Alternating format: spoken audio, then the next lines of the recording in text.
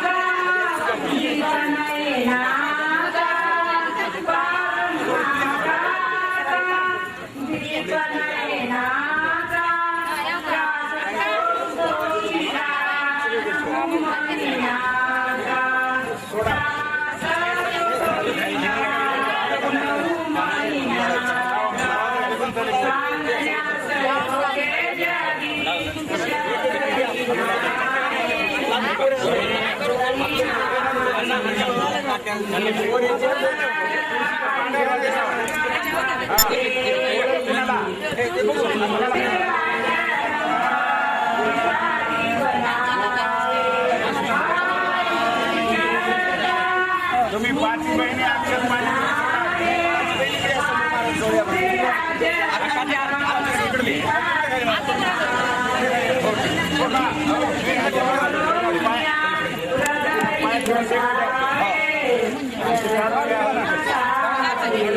पाचवी महिने अक्षर पाणी घ्या.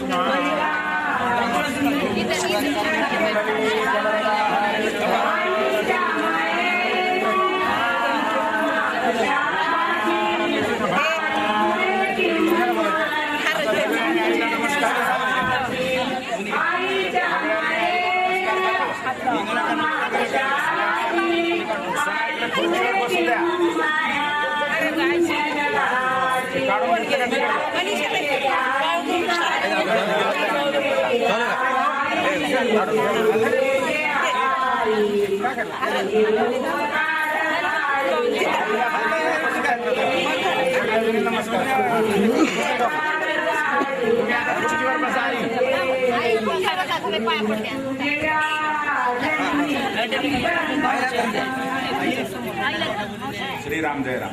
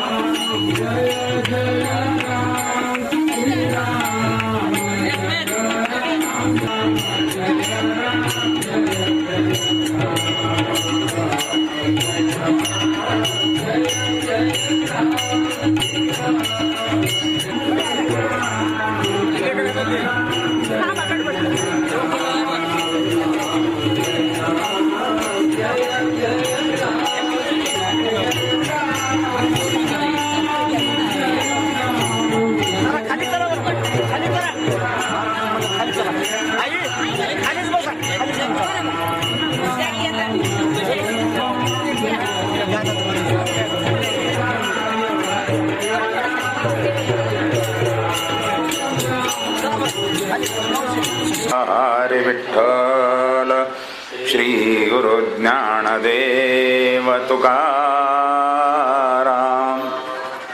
गोपाल कृष्ण भगवान की जय. कृष्ण कन्हैया लाल की. वृंदावन बिहारी लाल की. द्वारिकाधीश भगवान की. पंढरीश भगवान की जय. ओम नमो भगवते वासुदेवाय. ओम नमो भगवते वासुदेवाय. ओम नमो भगवते वासुदेवाय. राजोवाच भगवन् यानि चान्यानि मुकुन्दस्य महात्मनः वीर्याण्यनन्तवीर्यस्य श्रोतुमिच्छामहे प्रभो. को नु श्रुत्वा सकृद्ब्रह्मन्नुत्तमश्लोकसत्कथाः विरमेत विशेषज्ञो विषण्णः काममार्गणैः.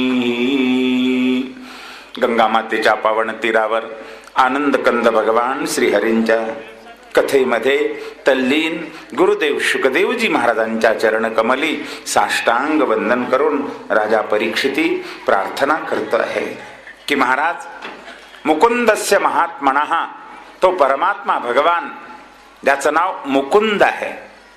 मुकुंद म्हणजे काय हो? मुकुंद ददाती इति मुकुंदः, जो मोक्ष देतो जीवाला, सच्चिदानंद पद प्राप्त करून देतो, त्याला मुकुंद असं म्हणतात. अशा त्या मुकुंद असलेल्या भगवान श्रीकृष्णाची कथा, आणखी चरित्र मला विस्तारपूर्वक सांगा.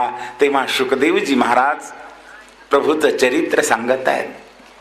राजन, अष्टमहानायिकासह अतीव आदर्श अशा प्रकारचा ग्रहस्थाश्रम भगवान चालवत असताना, द्वारिकेमध्ये असताना अनेक दुष्टांचा निपात केला. पौंड्रक, शाल्व, शिशुपाल, वक्रदंत यांचा निपात करून, भक्तांचे द्वारा जरासंधाधिक कौरवादिकांचा निपात करून संपूर्ण पृथ्वीवर धर्माचं राज्य प्रस्थापित केलं. आणि अतीव आनंदानं द्वारिकेमध्ये आपल्या मुलाबाळासह राहत असताना एकदा त्यांचा लाडला बालमित्र, बालपणीचा मित्र सुदामदेव भेटण्याकरता येतात. ते सुदाम चरित्र आठवल्याबरोबर शुकदेवजी महाराजांना समाधी लागते. काय प्रेम आहे देवभक्ताचं. निमग्न हृदयो ब्रवीत असं म्हटलेलं आहे. मग समाधी लागल्यानंतर बाकीच्या ऋषीमुनींनी टाळ्या वाजवाव्या, भजन करावं. त्या आवाजानं हळूहळू समाधी उतरते आहे आणि पुन्हा शुकदेवजी महाराज भगवंताची कथा सांगतात. राजन, सावधान चित्तानं ऐक. कृष्णस्यासीत् सखा कश्चित् ब्राह्मणो ब्रह्मवित्तमः विरक्त इंद्रियार्थेषु प्रशांतात्मा जितेंद्रियः. जसे हिऱ्याला अष्टपैलू असतात की नाही, तसे सुदामदेवाच्या स्वभावाला हे पैलू आहेत बरं का. हो. पहिला पैलू, कृष्णस्यासीत् सखा कश्चित्. सुदामदेव भगवंताचे सखा आहेत. सख्य, मैत्री कोणाशी करावी हो? सामान्य जीवाशी जर मैत्री केली तर ती कायम स्वरूपी राहणारी नाही आहे. कारण जीवाजीवाचा संबंध अल्पकाळ आहे, कर्मापुरता आहे. खरा संबंध जीव आणि शिवाचा आहे. आत्मा आणि परमात्म्याचा खरा संबंध आहे. वेदामध्ये सुद्धा वर्णन केलेलं आहे की जीवाचा खरा सखा कोण आहे? परमात्मा आहे. ऋग्वेदात वर्णन येतं, द्वा सुपर्णा सयुजा सखाया समानम वृक्षम परिशश्व जाते. जीव आणि शिव सखा आहेत. म्हणून सख्यच जर जीवनामध्ये कोणाशी करायचं असेल तर भगवंताशी सख्य करावं. सुदामदेव भगवंताशी सख्य करतात, भगवंताशी मैत्री करतात. जवळचा संबंध जर कोणाचा असेल तर भगवंताशी आहे. पुन्हा ब्राह्मणो, ब्राह्मण कुळात जन्म प्राप्त झालाय सुदामदेवाला. आता कोणत्या कुळात जन्म प्राप्त व्हावा हे तुमच्या आमच्या हातात नाहीये. हे पूर्वजन्मातल्या कर्माप्रमाणे जन्म प्राप्त होत असतो बरं का. पण तुमच्या आमच्या हातात एवढं मात्र आहे की कुठल्याही कुळामध्ये जन्म लाभला तरी त्या कुळामध्ये न्यायानं, धर्मानं वागून भगवंताची उपासना, भक्ती करून आत्मकल्याण करून घेता येतं. याला मात्र कसलीच अपेक्षा नाही की उत्तम कुळच पाहिजे, मध्यम कुळच पाहिजे, नीच कुळात जन्माला आलो तर मुक्त होणार नाही. अजिबात असं नाही आहे. संतांचं चरित्र पहा. अनेक संत अनेक यातीमध्ये जन्माला आलेले आहेत. ज्ञानराज माऊली, शांती ब्रह्मनाथ महाराज, समर्थ रामदास स्वामी ब्राह्मणांच्या कुळात जन्माला आलेले आहेत. नामदेवराय शिंप्याच्या कुळात जन्माला येतात. गोरोबा काका कुंभाराच्या कुळात जन्माला येतात. सावता महाराज माळ्याच्या कुळात जन्माला आलेले आहेत. रोहिदासजी महाराज चर्मकाराच्या कुळात जन्माला आलेले आहेत. चोखा महाराज महाराच्या कुळात जन्माला आलेले आहेत. कुठल्याही कुळात जन्म मिळो पण तिथे भक्ती केली असताना जीवन कृतार्थ होतं. म्हणून भक्ती करणं अत्यंत आवश्यक आहे. कोणत्या कुळात जन्म मिळावा हे तुमच्या आमच्या हातात नाहीये, पण भक्ती करणं तुमच्या आमच्या हातात आहे, जीवाच्या हातात आहे. हो, म्हणून तिथे भक्तिमय जीवन असावं. सुदामदेव ब्राह्मण कुळात जन्माला आलेले आहेत आणि ब्राह्मणाचं कर्म करत आहेत. वेदाचं अध्ययन, गायत्रीची उपासना, प्रभूची साधना, भक्ती. म्हणून ब्रह्मवेत्ते ते आजच्या घडीला जगामध्ये जेवढे ब्रह्मज्ञ लोक आहेत ना, त्यांच्यामध्ये सर्वोत्तम स्थान सुदामदेवाचे महाराज. ब्रह्मवित्त महान, ब्रह्मवेत्यामध्ये सर्वोत्तम स्थान सुदामदेवाचं आहे. विरक्त इंद्रियार्थेषु. आणखी एक सुदामदेवाचा स्वभावाचा पैलू, विषयामध्ये सुदामदेव कधीच रमले नाहीये. खावं प्यावं मजा करावी, एसी बंगला असावा, वैभव असावं, ना ना ना, अजिबात कशातही रमले नाहीयेत. विरक्त आहेत सुदामदेव, वैराग्य संपन्न आहेत, प्रशांतात्मा, शांत आहेत, प्रशांत आहेत. जीवनामध्ये कसलीही परिस्थिती येवो, सन्मानाचा प्रसंग येवो की अपमानाचा प्रसंग येवो, सुदामदेव कधीच डळमळीत होत नाहीयेत. अपमान झाला म्हणून रडत बसत नाहीयेत, सन्मान झाला म्हणून हर्ष करत नाहीयेत, संपत्ती आली म्हणून आनंदाने उड्या मारत नाहीयेत, आणि आपत्ती आली म्हणून रडत बसत नाहीत सुदामदेव. दोन्ही स्थितीमध्ये समान आहेत, द्वंद्वातीत असं त्यांचं जीवन आहे. प्रशांत आहेत, सागरासारखे. समुद्राला पहा, पावसाळ्यामध्ये हजारो नद्या भरभरून येतात म्हणून समुद्राची पातळी कधी वाढली असं घडत नाहीये, आणि उन्हाळ्यामध्ये सगळ्या नद्या आटतात म्हणून समुद्र कधी आटलाय असं नाहीये. अरे कितीही पाणी येऊ द्या त्याची पातळी वाढत नाही, कितीही नद्या आटू द्या त्याची पातळी कधी घटत नाहीये. तो समान आहे, स्थिर आहे, प्रशांत आहे. त्याप्रमाणे सुदामदेव आपत्ती येवो की संपत्ती येवो शांत आहे, प्रशांत आहे. जितेंद्रिय. आणखी एक त्यांच्या स्वभावाचा पैलू म्हणजे जितेंद्रिय आहेत सुदामदेव. इंद्रियावर विजय मिळवलेला आहे.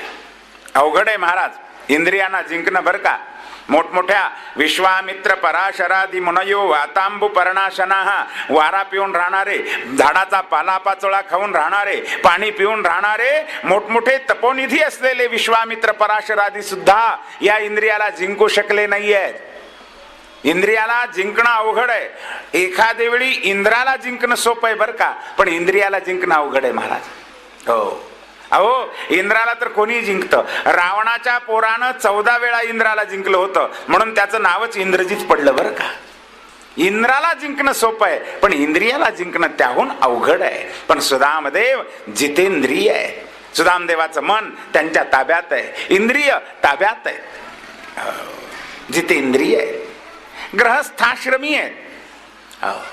असं काही नाहीये की भगवंताच्या प्राप्तीकरता संन्यासच घेतला पाहिजे, घरदार सोडलंच पाहिजे, रानावनातच गेलं पाहिजे, असं काही नाहीये. घरी राहून सुद्धा भगवत प्राप्ती करून घेता येते. आमचे संत सांगतात, नलगती सायास जावे वनांतरा, सुखे येतो घरा ना. आदर्श ग्रहस्थाश्रम करा, पती पत्नी मिळून भगवंताची उपासना करा, भगवान येतो, भगवत प्राप्ती होते, जीवन कृतार्थ होतं. सुदामदेव ग्रहस्थाश्रमी आहे. त्यांना एक सुंदर पत्नी आहे. भागवतामध्ये तिचं नाव लिहिलेलं नाही आहे, पण व्यास महाराजांनी इतर पुराणामध्ये नाव लिहिलेलं आहे. तिचं नाव सुशीला आहे. व्यवहारामध्ये नावाला काही अर्थ नसतो बरं का.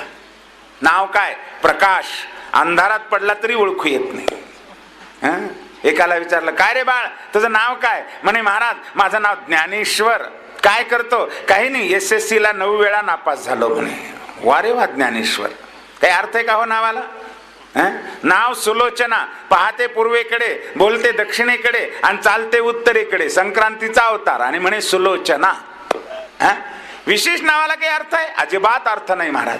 पण सुशीलेनं मात्र आपल्या कृतीतून नाव सार्थ केलेलं आहे. सुष्ठुशीलम यस्या सा सुशीला, जिचं शील चारित्र्य आदर्श अशा प्रकारचं आहे. महान साध्वी आहे, पतिव्रता आहे. पतीची सेवा हेच तिचं व्रत आहे महाराज. पतिव्रता आहे. दोघं पती पत्नी आनंदानं ग्रहस्थाश्रम करतात. ग्रहस्थाश्रमाचा मुख्य उद्देश परमात्मा प्राप्ती आहे, प्रभूची सेवा आहे. दोघांनी पती पत्नींनी मिळून भगवंताची सेवा करायची आहे, धर्माचं आचरण करायचं आहे, याच्या करता ग्रहस्थाश्रम आहे महाराज. आणि तो आदर्श सुदामदेव चालवतात. सुदामदेव पूजेला बसले की सुशीलेनं पूजेचं सगळं साहित्य आणून द्यावं. सुदामदेव कथा सांगायला बसले की सुशीलेनं हात जोडून कथा ऐकायला बसावं. सुदामदेव कथा सांगतात आणि सुशीला देवी कथा ऐकते आहे. आदर्श ग्रहस्थाश्रम आहे महाराज. पती आणि पत्नी दोघं मिळून जिथे भजन करतात ना, ते घर नाहीये, प्रत्यक्ष मंदिर आहे. ते भगवंताचं मंदिर आहे. भगवान तिथे येतो. भगवंताचं वास्तव्य असतं त्या घरामध्ये जिथे पती पत्नी दोघही प्रभूची प्रेमानं सेवा करतात. धन्य गृहस्थाश्रम तो आहे. दोघही आनंदानं प्रभूची सेवा करतात. गंमत अशी आहे की प्रारब्धवशात सुदाम देवाकडं दारिद्र्य भयंकर आहे महाराज. दरिद्रासी दमानासा विपमानाभिगम्य च. अत्यंत दारिद्र्य आहे. अहो, लिहायला वस्त्र मिळत नाही, खायला अन्न मिळत नाही. हो, सुदाम देवाला बंगला वगैरे नाही बरं का, नुसती फाटकी तिटकी झोपडी आहे आणि झोपडीत राहतात. दारिद्र्य आहे. 8-8 दिवस खायला अन्न मिळत नाहीये. पण एवढं दारिद्र्य जरी असलं तरी भगवंताला कधी विसरले नाहीत बरं का. दरिद्री असणं पाप नाहीये, पण दारिद्र्यामध्ये भगवंताला विसरणं पाप आहे. संत सांगतात, सज्जन हो, दरिद्री असावं का श्रीमंत असावं हे तुमच्या आमच्या स्वाधीन नाहीये. हे प्रारब्धाच्या अधीन आहे. अन्न वस्त्र निवारा हे प्रारब्धाधीन आहे.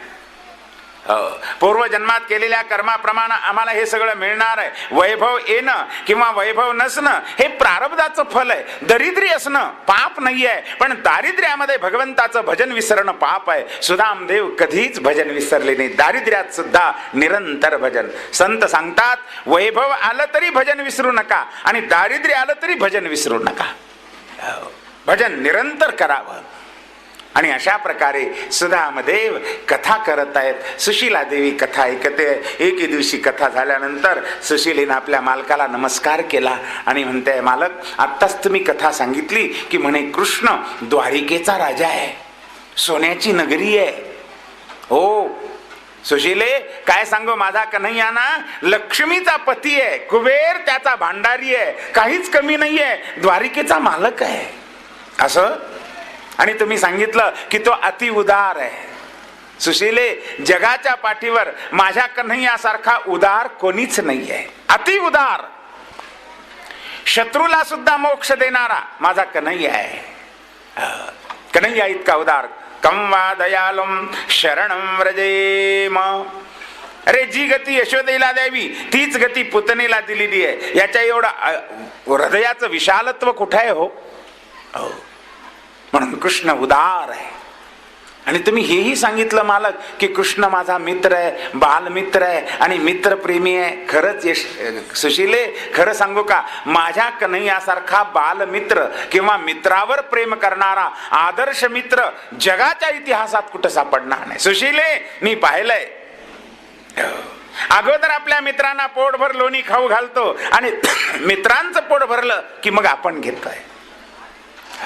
अगोदर मित्रांना वस्त्र दिले आणि नंतर आपण घेतले. मित्राकरता प्रभूंनी काय केलं नाहीये. कृष्ण मित्रप्रेमी आहे.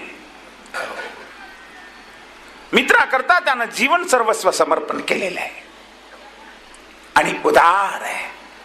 मालक, तुम्ही हेही सांगितलं की कृष्ण तुमचा मित्र आहे. हो हो, माझा मित्र आहे, बालमित्र आहे. आम्ही एका ठिकाणी गुरुगृही शिकायला होतो. काय प्रेम होतं त्याचं. मग मालक, तुम्ही असं करा ना, एकदा जा त्याच्या दर्शनाला. सीदते ते कुटुंबिने. प्रभूच्या दर्शनाला जा, तुमचं दारिद्र्य दूर होईल. सुदामदेव म्हणतात, नाही ग सुशीले, मी देवाकडे जाऊन काही मागणार नाहीये. देवाला मागू नये. संतांनी काही मागितलं का हो. आमचे संत म्हणतात, न लगे मुक्ती धन संपदा. देवा, आम्हाला धन नको, संपदा नको, सोनं ना नको, रत्न मोती नको, सत्ता संपत्ती नको, नको नको, मोक्ष सुद्धा नको आम्हाला. नाही देवा, आम्हाला गरज नाहीये. संतांनी देवाला काही मागितलं नाही. मागू नये. मागणं आलं की भक्ती संपली. भक्तीमध्ये देणं आहे, घेणं नाहीये. घेणं आलं की मोह आला, भक्ती संपली. भक्ती देणं आहे, प्रेमात त्याग आहे, भक्तीत त्याग आहे, स्वार्थात भोग आहे. म्हणून मी मागणार नाहीये. माझं अयाचित व्रत आहे. न मागता प्रारब्धवशात जे प्राप्त होईल त्यामध्ये समाधान राहणं, याला अयाचित व्रत म्हणतात. सुदामदेवाचं अयाचित व्रत आहे. प्रारब्धवशात जे मिळेल त्यात समाधान. सुदामदेव म्हणतात, मी नाही मागणार. मला मागणं आणि मरणं सारखं आहे. भिक्षापात्र अवलंबीने जळो जिने लाजीरवाने. मी नाही मागणार. सुशीला म्हणते, मालक, मी कुठं म्हणते तुम्हाला मागायला जा. अहो, मागायला जाऊ नका, दर्शनाला जा. त्याचं दर्शन घ्या. भेट घ्या. किती वर्ष झालं तुम्ही मित्राची भेट नाही आहे. सुदामदेव म्हणतात, सुशीले खरं सांगू का, जेव्हा मी कथा सांगायला बसतो ना आणि डोळे झाकले आणि त्याचं ध्यान केलं ना, माझ्या डोळ्यासमोर माझा कन्हैया उभा राहतो, माझ्या डोळ्यासमोर माझा कन्हैया नाचायला लागतो. मला तिथे जायची गरज नाही आहे. सुशीलीनं हात जोडले, मालक तुमचा अधिकार महान आहे, तुमचं चित्त शुद्ध झालेलं आहे, म्हणून तुम्हाला जिथे जाल तिथे दर्शन आहे, घरी बसूनच दर्शन आहे, तिथे जायची गरज नाहीये. तथापि मालक, शास्त्रामध्ये संतांनी तीर्थयात्रेचं वर्णन कशा करता केलंय, हे चारधाम कशा करता सांगितलेले आहेत. आयुष्यात एक वेळ तरी चारधाम यात्रा करावी, 12 ज्योतिर्लिंग आहेत, 7 मोक्ष पुऱ्या आहेत, हे कशा करता सांगितलंय. तेव्हा तीर्थयात्रा केलीच पाहिजे. जा एकदा, द्वारिका महान क्षेत्र आहे, 4 धामापैकी एक धाम आहे, अति पवित्र धाम आहे, भगवंताची पुण्यभूमी आहे आणि तिथे परमात्मा आहे. एकदा जाच, दर्शनाला जा. सुदामदेव विचार करतात, अयम हि परमो लाभः उत्तम श्लोक दर्शनम. जीवनामध्ये सर्वोत्तम लाभ जर कोणता असेल तर भगवंताचं दर्शन आहे महाराज. भगवंताच्या दर्शना इतका लाभ कोणता आहे का. आम्ही संसारामधले रमलेले नरकातले किडे विषयी जीव कशालाही लाभ म्हणतो बर का. नासक्या कुचक्या पदार्थाची प्राप्ती झाली, मोठा लाभ झाला, कशालाही लाभ म्हणतो. पण खरा लाभ कोणता आहे. संत सांगतात, अयम ही परमो लाभा उत्तम श्लोक दर्शनम. भगवंताचं दर्शन हाच सर्वोत्तम लाभ आहे महाराज. जन्माला येऊन सर्वोच्च आनंद जर कोणता असेल तर परमात्म्याचं दर्शन आहे. सर्वोच्च लाभ प्रभूचं दर्शन आहे. सुदामदेव विचार करतात, माझ्या आयुष्यामध्ये लग्न झाल्यापासून आतापर्यंत सुशीलेनं कधीच काही मागितलं नाही, कशाचा हट्ट केला नाही. सुशीला साध्वी पतिव्रता आहे बर का. पतिव्रतेचं पहिलं लक्षण आहे की आपल्या पतीचं सुख हेच माझं सुख. पतीला दुःख होईल असं कधीच वागायचं नाही, बोलायचं नाही आहे. भारतीय संस्कृतीचा हा आदर्श आहे महाराज. माझ्या पतीचं सुख ते माझं सुख. पतिव्रता साध्वी सुशीला अत्यंत प्रेमानं सेवा करते आहे. एवढं दारिद्र्य आहे, खायला प्यायला मिळत नाही, लिहायला वस्त्र सुद्धा मिळत नाही वेळेवर, तरी सुद्धा सुशीला कधी म्हणाली नाही, मालक तुम्हाला कमवायचंच नव्हतं आणि धनदौलत मिळवायचीच नव्हती तर माझ्याशी लग्न करून घात कशाला केला माझा. संन्यासी व्हायचे होतात, दाढी जटा राखायची होती, भगवे कपडे घालायचे असते आणि हिमालयामध्ये निघून जायचं असतं अंगाला राख पासून, कशाला लग्न केलं. मुलं बाळ कशालाही केले. जर कमवायचंच नव्हतं आणि असं जर निष्क्रिय वागायचं होतं तर लग्न करून माझा घात का केला. नाही नाही, सुशीला असं कधीच म्हणत नाही महाराज.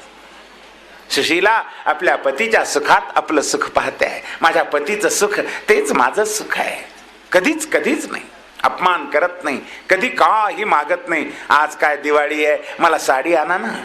आज काय काय, आज माझा बर्थडे आहे, काहीतरी घ्या वाढदिवसाचं. राहिलं गोट पाटल्या, निदान 7 पीस तरी आणा ना. कधीच नाही महाराज. सुशीलेनं आयुष्यात कधी काही मागितलं नाही. तिला माहिती आहे, अरे माझा पती एवढा दरिद्री आहे, खायला अन्न मिळत नाही, तिथे काय आणावं त्यांनी. कधी काही मिळालं ना तर अगोदर पतिराजाला पोटभर भोजन घालते आणि उरलं तर प्रसाद म्हणून आपण घेते महाराज. नाही मिळालं तर त्यातच समाधान. पतीचं पोट भरलं, मला सुख आहे. धन्य आहे सुशीला, कधीच काही मागितलं नाहीये आणि आज मला मागते तेही माझ्या कल्याणाचं मागते. कृष्ण दर्शनाला जा म्हणते. सुदामदेवाने विचार केला, काही हरकत नाही, मी निघालो. सुशीलेला म्हणतात, सुशीले अस्त्यप्यपायनम किंचित ग्रहे कल्याणी दीयताम. हे कल्याणी, हे देवी, घरामध्ये जर भेट वस्तू असेल तर काही दे. कारण देवाच्या दर्शनाला जायचं म्हणजे रिकाम्या हातानं जाऊ नये. रिक्त पाणीर्ण पश्येत राजानंद देवतांग गुरुम. राजा, देव, गुरु, ब्राह्मण, साधू यांचं दर्शन रिकाम्या हातानं घेऊ नये. तेव्हा काय भेटवस्तू जर घरामध्ये काही असेल ना तर दे तू भेटवस्तू, काहीतरी भेटवस्तू दे. सगळ्या घरात शोधून पाहिलं महाराज, कुठे एखादा आहेर मिळतो का देवाला द्यावा. आहेर पितांबर आहे का. सगळ्या पेट्या उघडून पाहिल्या. सुदामदेवाच्या अंगावर फक्त एक धोतर, फाटकं तुटकन कळकट मळकट आहे महाराज. दुसरं नवं धोतर सुद्धा नाही, जुनं सुद्धा नाही नेसायला. सुशीलेच्या अंगावर एक साडी आहे, ती फाटकी तुटकी आहे महाराज. अवघड आहे परिस्थिती. घरात काही आहेर नाही, वस्त्र नाही. पितांबर नाही, राहिलं निदान शाल श्रीफळ द्यावं म्हटलं तर घरात शाल सुद्धा नाही, बोटभर चिंदी सापडत नाही महाराज. बर राहिलं आहेर सोनं नाणं सोडून द्या, निदान काहीतरी फराळाचं द्यावं, 4 दसम्या कराव्या, धपाटे करावेत, लाडू चिवडा करावा आणि भाऊजी करता द्यावा. म्हणून सगळ्या उतरंडी शोधून पाहिल्या त्या मातेनं, पण चिमूटभर धान्य नाही महाराज. घरात कणिक नाहीये, डाळ नाहीये, तेल तूप नाही, काहीच नाहीये. आता दसम्या तरी कशा करू, काय करावं. पण शेवटी सुशीलेनं या चेतवा चतुरो मुष्टेन विप्रान प्रतुक तंडोलान, शेजारी पाजारी जाऊन आणि प्रार्थना करते शेजारणी जवळ, अहो काकू आमचे मालक की नाही द्वारकेला निघालेत, यात्रेला निघालेत. मग काय म्हणता सुशीलाबाई? काही नाही, काही थोडा असलं तर द्या ना, मुठभर पोहे पिये चिवडा करून देईन म्हणते मी. मग 4 घरं मागून 4 मोठी पोहे आणले महाराज तिनं.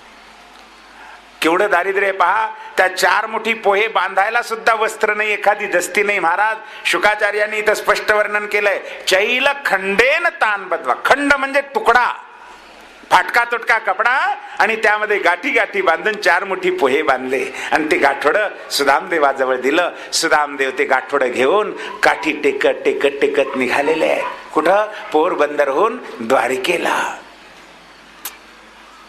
गेले 8 दिवस झालं सुदामदेवाच्या मुखात एक घास अन्नाचा गेला नाही. उपवासी आहे, दुर्बलता आलेली आहे, अशक्तपणा आलेला आहे, चालवत नाही. पण हृदयामध्ये एक उल्हास आहे, कृष्ण दर्शन होणार आणि त्या उल्हासातून चालत आहेत काठी टेकत टेकत. हिवाळ्याचे दिवस, थंडी भयंकर पडलेली आहे, थंडीनं कुडकुड करत आहे. पांघरायला शाल नाही, अंगावर उपरणं नाही, उघडेच सुदामदेव. स्वेटर नाही, कानटोपी नाही, शाल नाही, उपरणं नाही, काही नाही, फक्त अंगावर एक धोती आहे, गळ्यामध्ये जानवा आहे, ते पोह्याचं गाठोडं घेतलेलं आहे खांद्यावर आणि काठी टेकत टेकत सुदामदेव निघाले. पण वाटेनं जाताना केवळ हृदयामध्ये कृष्णाचं चिंतन आहे महाराज, कृष्णाशिवाय दुसरं चिंतनच नाही. द्वारिकाधीश, आज काय भाग्य आहे, मी कृष्ण दर्शनाला जातोय, माझा कन्हैया सोन्याच्या सिंहासनावर बसलेला असेल, काय दास दासी वैभव. अरे बालपणीचा कन्हैया कसा, आता कन्हैया द्वारिकाधीश बनला, राजाधिराज बनला, मला त्याचं वैभव पाहायला मिळेल. काय आनंदामध्ये असेल माझा कन्हैया. मी गेल्याबरोबर आणि कन्हैयाला क्षेम देईन, मी आलिंगन देईन, कन्हैया माझं प्रेमानं स्वागत करेल. माझा कन्हैया मित्र प्रेमी आहे, माझा कान्हा अति उदार आहे, माझा कान्हा मित्राला विसरत नाहीये. कदाच वैभव मिळालं असल्यानंतर गरीबाला विसरून जाईल का? कारण संपत्ती आली की माणसाला माज यायला वेळ लागत नाही बरं का. तारुण्य आणि पैसा टिकवणं आणि सांभाळणं फार अवघड आहे महाराज. एवढी सोन्याची नगरी आणि एवढी सत्ता आल्यानंतर मी गरीब असलेला मला ओळखील का कान्हा? सुदामदेवाचं मन म्हणतंय, सुदामा वेडायस की काय? अरे काही जरी झालं, द्वारिकेचाच मालक नाही, त्रैलोक्याचा अनंत ब्रह्मांडाचा मालक असलेला कृष्ण आपल्या भक्ताला, आपल्या मित्राला कधीच विसरत नाही. कन्हैयाच्या हृदयात श्रीमंत आणि दरिद्री असा भेदच नाही, ज्ञानी आणि मूर्ख असा भेद नाही, सुंदर आणि कुरूप असा भेद नाही, राजा आणि रंक असा भेद नाहीये. कन्हैयाच्या हृदयात फक्त प्रेम आहे, तिथे दुसरा विषयच नाही, द्वैत नाहीच आहे, फक्त प्रेम. आणि प्रेमाचा भुकेला परमात्मा आहे, नक्की मला ओळखेल, मला भेटेल, माझं स्वागत करील. चिंतन करत करत चाललेले आहेत. काही अंतर चालून गेल्यानंतर सुदामदेवाला थकवा येतो, एखाद्या झाडाखाली 5-10 मिनिट विश्रांती घेतात, पुन्हा उठून चालू लागतात. पुन्हा थोडा थकवा येतोय, पुन्हा झाडाखाली बसतात, पुन्हा चालू लागतात. बसत उठत बसत उठत मजल दर मजल करत चालले असताना कित्येक वेळा अशक्तपणामुळे, पोटात अन्नाचा कण नसल्यामुळे सुदामदेवाला मूर्छा येते आणि सुदामदेव पडतात, दातखिळी बसतात, मूर्छा येऊन पडतात, बेशुद्ध पडतात. पुन्हा थोड्या वेळाने सावध होतात, पुन्हा चालू लागतात. शुकदेवजी सांगतात, राजन सुशीलेला इकडे वाईट वाटतं. अरे उगीच मी माझ्या मालकाला त्रास दिला. किती दिवस झालं उपवासी आहेत, पोट आणि पाठ सपाट झालेला आहे, अंगात शक्ती नाहीये, बसायला वाहन नाही, घोडा नाही, रथ नाही, काही नाहीये आणि पायी जायचं. इतक्या लांब मी पायी उगीच मालकाला पाठवलं, मी पाप केलं. अरे अरे अरे उगीच पाठवलं. व्याकुळ हृदयानं प्रभूची प्रार्थना करते सुशीला देवी, हे नारायणा, माझा पती तुझ्या दर्शना करता येतोय, त्याचं रक्षण कर. नाहीतर वाटेत कुठे पडेल. अशक्त झालेले आहेत माझे पतिराज. आर्त हृदयानं प्रभूची प्रार्थना करते महाराज. तुका म्हणे पतिव्रता जिची देवावर ही सत्ता म्हणे. पतिव्रतीची सत्ता जगन नियंत्यावर चालते महाराज. जगावर सत्ता भगवंताची आहे, पण त्या भगवंतावर सत्ता पतिव्रतेची आहे महाराज. जगाचे मालक ब्रह्मा विष्णू महेश आहेत, पण ते मालक सुद्धा अनसूयेच्या पुढे बालक बनले. जगाला जाळणारा अग्नी आहे, पण त्या अग्नीला जाळण्याचं सामर्थ्य पतिव्रतेमध्ये महाराज. संपूर्ण जग ज्या यमराजाला भीत, तो यमराज पतिव्रतेला सावित्रीला भीतो. पतिव्रतेचा महिमा अगाध आहे महाराज. पतिव्रतेने एका साध्वीनं प्रार्थना केली, भगवंताला ऐकणं भाग आहे. भगवंतानी लागलीच गरुडजीला आदेश दिला. सुदामदेव मूर्छा येऊन पडले होते. गरुडजींनी अलगदपणे उचललं आणि द्वारिकेच्या समोर आणून सुदामदेवाला सोडलं. सुदामदेव सावधान होतात, डोळे उघडून पाहतात तर समोर सोन्याची नगरी आहे. चमचमचम मंदिरं चमकू लागलेली आहेत, शिखरं चमकू लागलेले आहेत. काय दिव्य बाजार आहे, हाट आहे, काय वैभव आहे. पाहिल्याबरोबर सुदामदेव खडबडून उठले. अरे द्वारका आली, मी द्वारकेला आलो. कन्हैया आला. गडबडीने उठले आणि त्या वेशीच्या द्वारातून प्रवेश करू पाहतात. इतक्या दारावर द्वारपाळाने अडवलं. जय हो, जय हो, अतिथी भगवान की जय हो. अतिथी महाराज तुमचा विजय असो, तुम्हाला आमचा नमस्कार असो. जय विजयानी सुदामदेवाला नमस्कार केला, हात जोडले आणि प्रार्थना करतात. महाराज काय सेवा करावी सांगा, तुमचं स्वागत असो. आदर सत्कार करून स्वागत करून द्वारपाळ प्रार्थना करतात. आम्हाला आमच्या मालकाचा आदेश आहे की दारावर येणारा कोणीही अतिथी असो, गरीब असो, श्रीमंत असो, कसाही असो, कोणीही असो, त्याला तृप्त करा, त्याचा सत्कार करा, त्याचा सन्मान करा. तो जे मागेल ते द्या, विनमुख कधी जाऊ देऊ नका. मालकाचा आदेश आहे. त्यामुळे काय सेवा करायची सांगा महाराज. तुम्हाला काय पाहिजे? सोनं नाणं रत्न माणक मोती धन धान्य वस्त्र अलंकार गायी घोडे हत्ती रथ भूमी, काय जे पाहिजे असेल ते मागा, आम्ही देतो. सुदामदेव म्हणतात, बाबांनो मी मागायला आलो नाही रे, मी द्यायला आलोय. द्वारपाळ हसू लागली की हो. त्याला वाटतं हा भिकारी, कारण सुदामदेवाचा वेश जर पाहिला भिक्षुकाचा वेश आहे. भिकाऱ्यासारखे दिसत आहेत. अंगावर फाटकं तुटकं कळकट मळकट धोतर आहे, गळ्यामध्ये जानव आहे, काठी टेकत आलेले आहेत. रोड रोड नुसता हाडाचा साफळा एखाद्या भिक्षुकासारखे दिसत आहेत. द्वारपाळांना वाटतंय हा कोणीतरी अतिथी भिक्षुक आहे, मागण्याकरताच आलाय. पण आम्ही जर मागितलं तर आम्ही थोडं देऊ, कमी देऊ, मालक जास्त देईल असं त्यांना वाटत असेल म्हणून आम्हाला मागत नाहीये, मालकालाच मागावं म्हणतायत. पण द्वारपाळ म्हणतात, महाराज असं काही समजू नका की मालक जास्त देईल आणि आम्ही कमी देऊ. आम्हाला आदेश आहे, तुम्ही जेवढं म्हणाल त्याच्या 10 पट आम्ही देतो तुम्हाला. पण उगीच जाऊन आमच्या मालकाला त्रास देऊ नका. उगीच आपलं विश्रांती घेत असतील मालक, त्यांना त्रास देऊ नका. काय पाहिजे ते आम्हाला सांगा. सुदामदेव कळकळीनं सांगतात, नाही रे बाबांनो, मी कन्हैयाचा बालमित्र आहे. मी कन्हैयाला भेटायला आलोय, मी कन्हैयाला द्यायला आलोय, मी घ्यायला आलो नाही, मी मागायला आलो नाहीये. कन्हैया शब्द कानावर पडल्याबरोबर द्वारपाळ हापापले, एकदम चरकले. अरे हे गिराईक इथलं नाही आहे. कन्हैया म्हणताय त्या अर्थी हे गोकुळातलं गिराईक आहे, जुनं गिराईक आहे, बालपणीचं गिराईक आहे. कन्हैया माझा मित्र आहे. अरे राजाधिराजांचा मित्र दिसतोय हा. थांबा महाराज, आम्ही आज जाऊन वर्दी देतो, प्रभूचा निरोप घेऊन येतो. कारण मोठ्यांची भेट घ्यायची म्हणजे डायरेक्ट जाता येत नाही बरं का. साधं कलेक्टरच्या ऑफिसमध्ये, एखाद्या मंत्र्याच्या ऑफिसमध्ये जायचं झालं, चिठ्ठी लिहून द्यावं लागते, नाव लिहून द्यावं लागतं आणि मग त्यांनी जर आत पाठवा म्हटलं तर आत प्रवेश, नाहीतर नो एंट्री, प्रवेश निषिद्ध असतो, नाही जाता येत मोठ्याच्या तसं ऑफिसमध्ये. आम्ही मालकाचा आदेश घेऊन येतो. एक द्वारपाळ तिथे थांबला, एक द्वारपाळ आत जातोय. सिंहासनावर भगवान बसलेले आहेत, सगळ्या राण्या वारा घालत आहेत, दास दासी आहेत, ब्रह्मादिक स्तवन करत आहेत. काय वैभव आहे महाराज भगवंताचं. अरे अनंत कोटी ब्रह्मांडाचा मालक आहे, तिथे वैभवाला काय कमी आहे. द्वारपाळ जातोय, अत्यंत विनयानं हात जोडलेले आहेत, मान वाकवलेली आहे, चरणावर साष्टांग दंडवत घालतो आहे आणि अत्यंत विनयानं बोलतोय, अनंत कोटी ब्रह्मांड नायक राजाधिराज सच्चिदानंद द्वारिकाधीश भगवान की जय. राजाधिराज महाराज तुम्हारी जय हो, तुमचा विजय असो. महाराज, दारावर कोणी एक अतिथी आलाय तुम्हाला भेटण्याकरता. अंगावर एक फाटकं तुटकं कळकट मळकट धोतर आहे, पोट आणि पाठ सपाट आहे, छातीचा नुसता हाडाचा साफळा आहे, डोळे बोट बोट खोल गेलेले आहेत, मात्र मुखावर ब्रह्मतेज आहे, गळ्यात जानवय, ब्राह्मण दिसतोय आणि तो म्हणतोय मी कन्हैयाचा बालमित्र आहे, माझं नाव सुदाम आहे.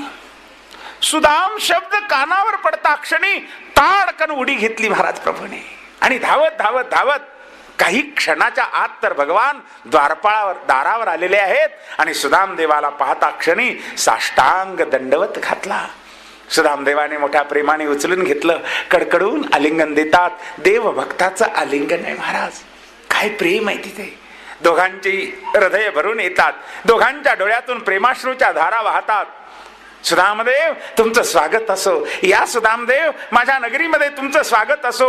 भगवंतानी अतीव प्रेमानं कडकडून आलिंगन दिलं. एकदा इकडून एकदा इकडून एकदा इकडून एकदा इकडून पुन्हा पुन्हा भेटत आहेत, पुन्हा पुन्हा पाठीवरून हात फिरवत आहेत, आलिंगन देत आहेत. हातामध्ये हात घेतला आणि भगवान अत्यंत प्रेमानं सुदामदेवाला पायघड्या घालत घेऊन जातात. महाराज केवढं प्रेम. आत नेलं आणि मुख्य सिंहासनावर जिथे भगवान द्वारिकाधीश बसत होते त्या सिंहासनावर सुदामदेवाला बसवतात. सुदामदेव लाजू लागले, नाही नाही कन्हैया, इथे तू बस, मी खाली बसतो. नाही सुदामदेव, तुम्ही माझे स्वामी आहात, तुम्ही भूदेव आहात, ब्राह्मण देवता आहात, माझं दैवत आहात, मी तुमच्या चरणाचा दास आहे. सुदामदेव विसरलात का? अरे बालपणी मी तुमच्या चरणाची सेवा केलेली आहे, मी तुम्हाला वंदन केलेलं आहे अनेक वेळा, आणि आता कसं काय करीन असं? मी तुमच्या चरणाचा दास आहे, तुम्ही बसा इथे. बळच सुदामदेवाला उचलून भगवंतानी आपल्या सिंहासनावर बसवलं आणि भगवान पायाजवळ बसले. महाराज हे सगळं वैभव, एवढं प्रेम पाहिलं आणि रुक्मिणी आईसाहेब अवाक झाल्या. महाराज हो, आश्चर्यचकित झाल्या. रुक्मिणी आईसाहेबाला वाटतंय अरे हा तर भिकारी दिसतोय, कळकट मळकट धोतर आहे, नुसता रोड रोड आहे, पण प्रभूंनी एवढं स्वागत. आजपर्यंत आयुष्यामध्ये रुक्मिणी आई साहेबांनी अनेक लोक द्वारिकेमध्ये आलेलं पाहिलेलं आहे. सत्यलोकाचे मालक ब्रह्मदेव आले, स्वर्गाचा मालक इंद्रराज आला, वरुण कुबेर आदी देवदेवता आल्या, पण प्रभूंनी कधी त्यांचं स्वागत केलं नाही. या नाही बसा नाही, त्यांनी यावं आणि चरणावर साष्टांग दंडवत घालावा ब्रह्मादिक देवांनी. योगी जपी तपी अनुष्ठानी राजे महाराजे सम्राट चक्रवर्ती, अरे केवढाले मोठमोठे आणि सत्ताधीश आले, पण कदाच भगवान त्याच्याकडे पाहतात तर कदाच पाहतही नाहीयेत, डोळे पाहून न पाहिल्यासारखं करतात. पण हा भिक्षुक असून दरिद्री असून सुद्धा भगवान किती प्रेमानं याचं स्वागत करतात. आई साहेबाला आश्चर्य वाटतंय आणि पायाजवळ भगवान बसलेलं पाहिल्याबरोबर रुक्मिणी देवीनं ओळखलं की देवाची इच्छा आहे यांची पाद्यपूजा करायची. लागलीच आत गेल्या आणि पाद्यपूजेची तयारी करतात. महाराज सगळं साहित्य गोळा करत आहेत. आता एकदम सगळं साहित्य थोडंच गोळा होतं, हो थोडा वेळ लागू लागला आई साहेबांना साहित्य गोळा करण्यामध्ये. आणि आपल्या भक्ताची तर पूजा मी कधी कधी करेन असं भगवंताला आतुरता झालेली आहे, वेळ होत असलेला सहन होत नाहीये, लवकर मी माझ्या भक्ताची पूजा करेन, कधी कधी पूजा करू, म्हणून भगवंताला घाई झाली आणि आई साहेबाला उशीर होतोय पूजेचं साहित्य गोळा करून आणण्याकरता. तेव्हा आई साहेबांनी पूजेचं साहित्य आणण्याच्या अगोदर भगवंतानी पूजाही करून घेतली. आता पूजेचं साहित्यच नाही, कशी पूजा केली हो? पाणी नाही, परात नाही, गंगाळ नाही, तांब्या नाही, आणि पाय कसे धुतले आमचे संत सांगतात. पाणी परात आणण्याच्या अगोदर भगवंतानी सुदामदेवाचे पाय धुतले. कसे धुतले संतांनी वर्णन केलंय. देखी सुदाम की दीन दशा, देखी सुदाम की दीन दशा, करुणा निधि करुणा करके रोये, पानी परात को हाथ छुओ नहीं, नैनन के जल से पग धोये. भगवंतानी पाण्याला परातीला हात लावला नाहीये. त्या सुदाम्याची अवस्था पाहिली. रोड रोड सुदामा, दरिद्री सुदामा, अत्यंत दीन अवस्थेमधला सुदामा पाहिल्याबरोबर करुणेचा सागर असलेल्या भगवंताचं हृदय कळवळून आलं महाराज. आणि व्याकुळ झालं ते हृदय आणि त्या हृदयातून आणि नेत्रातून अश्रूच्या धारा वाहू लागल्या. भगवान घळघळा रडू लागले. आमची मुलगी लग्न झाल्यानंतर सासरी गेली आणि 4-2 महिन्याने आल्यानंतर ती जर समजा रोड झाली, खराब झाली, तर आमचं हृदय कसं पिळवटून निघतं महाराज. का ग बाई, काय त्रास आहे का तुला? काय झालं ग? एवढी रोड का लागलीच? टळटळ डोळ्यामध्ये पाणी येतं महाराज, अश्रूच्या धारा येतात. सुदामदेवाला पाहिल्याबरोबर प्रभूच्या डोळ्यातून अश्रूच्या धारा वाहत आहेत. भगवंतानी आपलं मस्तक सुदामजीच्या पायावर ठेवलेलं आहे, दोन्ही चरणावर मस्तक ठेवलं आणि दोन्ही डोळ्यातून वाहणाऱ्या गंगा यमुना दोन्ही पायावर अभिषेक होतोय महाराज. पाद्यपूजा झाली. जगाच्या पाठीवर गंगा यमुना अत्यंत पवित्र आहेत, पण हृदयामध्ये असणारे प्रेम आणि ते अश्रूचे द्वारा श्रवणारं जे प्रेम आहे, अर्थात प्रेमाश्रू जे आहेत ना, गंगा यमुनेपेक्षा पवित्र आहेत महाराज. जगाच्या पाठीवर प्रेमाश्रू इतकं पवित्र काहीच नाहीये. हृदयाला धुणार आहेत प्रेमाश्रू. भगवंतानी प्रेमाश्रूनीच सुदाम देवाचे पाय धुतलेले आहेत. यथा सांग पूजा केली. भगवान जेव्हा कपाळाला गंध लावतात सुदाम देवाच्या, तेव्हा गंध लावता लावता कपाळावरचे सटवीनं लिहिलेले अक्षर, अर्थात त्याला कोणी सटवी म्हणतात, कोणी विधी म्हणतात, कोणी नियती म्हणतात, कोणी प्रारब्ध म्हणतात, कोणी विधी लिखित म्हणतात. विधी लिखित वाचलं भगवंतानी. काय होतं लिहिलेलं? श्री क्षया, लक्ष्मीचा नाश. भगवंताला दया येते. प्रभूने ते गंध लावण्याच्या निमित्तानं काय केलं? सगळी अक्षरं उलटी केली महाराज. हो, उलट करा बर. श्री क्षया या वाक्याला उलट करा बर. काय होतं? हो, यक्ष श्रीही असा शब्द बनतो, असं वाक्य बनतं. यक्ष म्हणजे कुबेर, श्री म्हणजे वैभव. श्री क्षयाच्या जागी कुबेराचं वैभव भगवंतानी गंध लावण्याच्या निमित्तानं दिलं. त्याची अक्षरच उलटी करून टाकली. यथा सांग पूजा केली महाराज. धूप लावला, दीप लावला. भगवान सोन्याच्या थाळीमध्ये नैवेद्य वाढतात. 56 भोग प्रभूंनी आपल्या भक्ताकरता समर्पण केलेले आहे. पाणी फिरवतात. ओम प्राणाय स्वाहा, ओम अपानाय स्वाहा. प्रभूंनी एक एक घास घ्यावा आणि सुदामदेवाच्या मुखामध्ये भरवावा. एखादी आई आपल्या बालकाला जसं प्रेमानं भरवते, तसा आज परमात्मा आपल्या भक्ताला भरवतोय. 8-10 दिवस झालं सुदामदेवाच्या मुखात अन्नाचा कण गेला नव्हता महाराज. भूक लागलेली, आधाशासारखं सुदामदेव खाऊ लागलेले आहेत आणि भगवान आग्रह करू करू खाऊ घालतोय. पोटभर भोजन झाल्यानंतर सुद्धा भगवान आग्रह करतात. अरे सुदाम, मला माहिती आहे तुला पुरणपोळी खूप आवडते, तुझ्याकरता आज मुद्दाम पुरणपोळी केली आहे, घे, एवढी घे, अर्धी घे.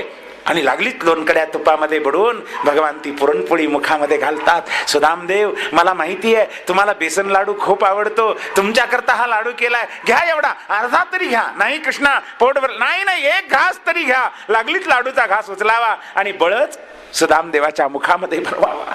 अत्यंत प्रेमानं पोटभर जीव घातलेला आहे. तृप्त झाले सुदामदेव. आता तांबूल दिला आणि भगवान म्हणतात, सुदामजी चालून चालून आलात, थकला आलेला असेल, तेव्हा चला आता विश्रांती घ्या. हातामध्ये हात घेतला आणि सुदामदेवाला आत नेलेला आहे आणि स्वतःच्या रत्न जडित सुंदर पलंगावर, मखमली गादीवर आणि सुदामदेवाला झोपवतात भगवान. सुदामदेवाला लाज वाटते, संकोच वाटतोय. इतक्या स्वच्छ अंथरणावर मी जर झोपलो तर माझ्या या कळकट मळकट धोत्राचे डाग लागतील याला. आणि सुदामदेव कधी गादीवर झोपले? अरे सुदामदेव विरक्त आहेत. सुदामदेव दर्भाच्या काड्यावर झोपणारे, सुदामदेव पांढऱ्या गोंगडीवर झोपणारे. आणि गादी कधी? मखमली गादीवर कधी झोपाव? सुदामदेव म्हणतात, नाही काना, तू झोप इथे, मी खाले, मला पांढरी गोंगडी दे एक. नाही सुदामदेव, इथेच झोपा. आणि बळच भगवंतानी आपल्याच शय्येवर झोपवलं आणि स्वतः भगवान पायाजवळ बसले, मांडी घातली आणि त्या मांडीवर हळूच सुदामदेवाचे पाय घेतले आणि हळवार हातानं पाय चेपू लागले महाराज. लक्ष्मीचा पती एका दरिद्री नारायणाचे पाय चेपतो. पाय चेपता चेपता भगवान पाहतात सुदामदेवाच्या तळव्यामध्ये, तळपायामध्ये कितीतरी काटे टोचलेले आहेत. कारण चप्पल बूट नाहीये, खडावा नाहीये सुदामदेवाकडे, काटे टोचलेले आहेत. तेव्हा काटा काढण्याकरता रुक्मिणी आई साहेब चिमटा आणायला जातात, पण चिमटा वेळेवर सापडतच नाही. लाचकन सापडत नाही वेळेवर, इकडे तिकडे शोधायला वेळ होतोय, आपल्या भक्ताला किती त्रास होत असेल आणि तो वेळ होत असलेला भगवंताला सहन होत नाहीये. भगवंतानी आपल्या दाताचा चिमटा केला आणि एक एक काटा उपडून काढत आहेत महाराज दातामध्ये धरून. आणि ते आम्ही काटा जर मोडला ना, कसं करतो, काटा काढायचं झालं तर तिथं काही पाणी वगैरे थोडंच सापडतं जंगलामध्ये, मग आपलं जिभेचा थुंका बोटाला लावतो आणि त्या बोटानं पाय पुसून काढतो, कुठं काटा मोडलाय पाहतो. आम्ही काटा काढताना थुंका बोटाला लावून मग पायाला लावतो, पण भगवंतानी तर बोटाला सुद्धा नाही महाराज, आपल्या जिभेनच पाय चाटावेत आणि स्वच्छ करावा तो पाय, आणि कुठे काटा मोडला पाहावा आणि तो उघडून काढावा. भक्ताच्या चरणाची धुळीकण भगवान स्वीकारतोय. केवढं प्रेम आहे, पायचे पत आहेत भगवान. रुक्मिणी साहेबांनी पाहिलं, अरे मालक जिथं पायाची सेवा करतोय, माझी काय कथा आहे. लागलीच हातामध्ये पंखा घेतला आणि रुक्मिणी आई साहेब सुदामदेवाला वारा घालू लागल्या. शुकदेवजी म्हणतात, राजा हीच लक्ष्मी आहे. 8-8 दिवस अन्नाचा कण मिळत नव्हता, त्यावेळी सुदामदेवाकडे पाहायला सुद्धा तयार नाहीये, पण आता तीच वारा घालू लागलीये, पदरानं वारा घालते, पंख्यानं वारा घालते. का? लक्ष्मीपतीच दास बनला. लक्ष्मीची काय कथा आहे महाराज. म्हणून संत सांगतात, सज्जन हो, लक्ष्मीच्या मागे धावू नका, लक्ष्मीपती आपलासा करा. एकदा लक्ष्मीपती आपलासा झाला की लक्ष्मी आपोआप येते, न म्हणता येते, नको म्हटलं तरी येते, जा म्हटलं तरी येते. लक्ष्मीपती आला की लक्ष्मी येतेच येते महाराज. म्हणून लक्ष्मी मिळवण्याकरता प्रयत्न करायचा नाहीये, लक्ष्मीपती मिळवण्याकरता प्रयत्न करायचा. लक्ष्मीपतीला मिळवायचं आहे. सुदामदेव धन्य आहेत, त्यांनी लक्ष्मीपती आपलासा केला आहे, लक्ष्मीपतीला स्वीकारलेला आहे.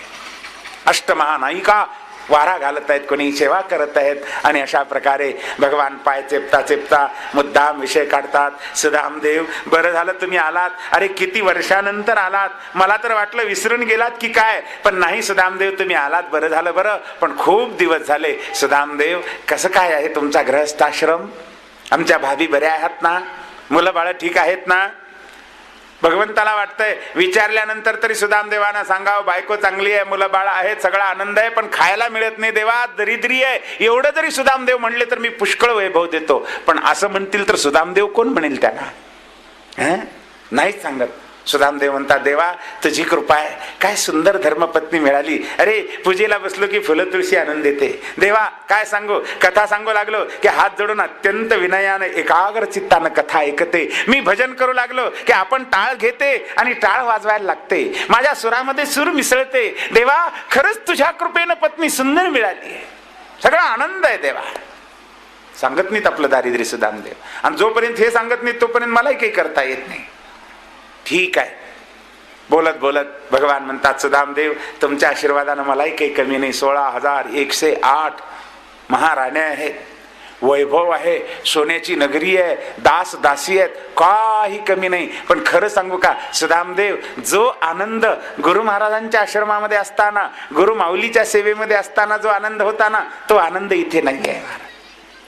सुदामदेव खरंच सांगतो, अजूनही गुरुदेवांची आठवण झाली म्हणजे हृदय भरून येतं. भगवंताच्या डोळ्यातून अश्रूच्या धारा वाहू लागल्या महाराज. सुदामदेव तुम्हाला आठवत असेल, अरे काय प्रेम असतं संतांचं, निर्व्याज प्रेम असतं महाराज संतांचं. अकारण करुणावरून आलंय संत आहे, कुठलीच अपेक्षा ठेवून प्रेम करत नाहीयेत. सुदामदेव तुम्हाला आठवत असेल, आपण अनुभव घेतलेला आहे. जंगलामध्ये लाकडं आणायला गेलो होतो. रात्र झाली, अंधार पडला, सूर्य अस्ताला गेला, आकाशात मेघ जमा झाले, गडगडाट होऊ लागला, पाऊस पडू लागला, भयंकर अशी अवस्था. आपण एका झाडाखाली बसलो, अंधार पडला, रस्ता दिसेना, काय करावा असा प्रश्न पडला. पावसामध्ये भिजून गेलो, पण केवढी दया आपल्या गुरु महाराजांच्या हृदयात. एवढे वयोवृद्ध झालेले सांदीपणी महाराज, चालता येत नाहीये, तरी पण हातात कंदील घेऊन जंगलामध्ये आपला शोध घेत निघाले होते. तुम्हाला आठवत असेल, हाका मारत होते, बाळा सुदामा, कन्हैया, बलरामा, कुठे आहात रे माझ्या बाळांनो? कंदील घेऊन आले, आपला शोध घेत आले. केवढं प्रेम गुरुदेवांचं. रामदेव अजूनही ते आठवलं ना, ते दिवस आठवले ना, असं वाटतं उगीच आपण इथे आलो, तिथेच राहिला पाहिजे. श्री गुरूंचं प्रेम अलौकिक आहे महाराज. त्या क्षणाची आठवण करून दिली सुदामदेवाला. का तर त्यावेळी अंधाराचा गैरफायदा घेऊन सुदामदेवाने एक कृत्य केलं होतं. काय? रानामध्ये जाता जाता गुरुमाईनं 3 मुठी चणे दिले होते बरं का सुदामदेवाजवळ. लेकरांना भूक लागली तर काहीतरी खायला असावं म्हणून वनामध्ये जाताना, आणि 3 मुठी चणे सांगितलं होतं. 1 मुठ तू खा, 1 कृष्णाला दे आणि 1 बलरामाला दे. पण अंधार पडला आणि भूक लागली, त्यामुळे सुदामदेवानी आपले मुठभर चणे तर खाल्लेच खाल्ले, पण कृष्णाच्या वाट्याचे खायला सुरुवात केली. चणे खाताना कुडुम कुडुम वाजू लागलं. कृष्णाने विचारलं, सुदामदेव तुम्हालाच नाही आम्हाला सुद्धा भूक लागली, अरे काही खायला असलं तर द्या ना आमच्या जवळ, आम्हाला आहे. सुदामदेव म्हणतात, काही नाही कृष्णा खायला, इथं काय जंगलामध्ये खायला. नाही नाही, कुडुम कुडुम काहीतरी वाजू लागले. आता अंधारामुळे दिसत तर नाही, पण कान काही वाया गेलेत का माझे? कानावर शब्द येऊ लागलाय, कडम कडम काहीतरी तुम्ही खात आहात.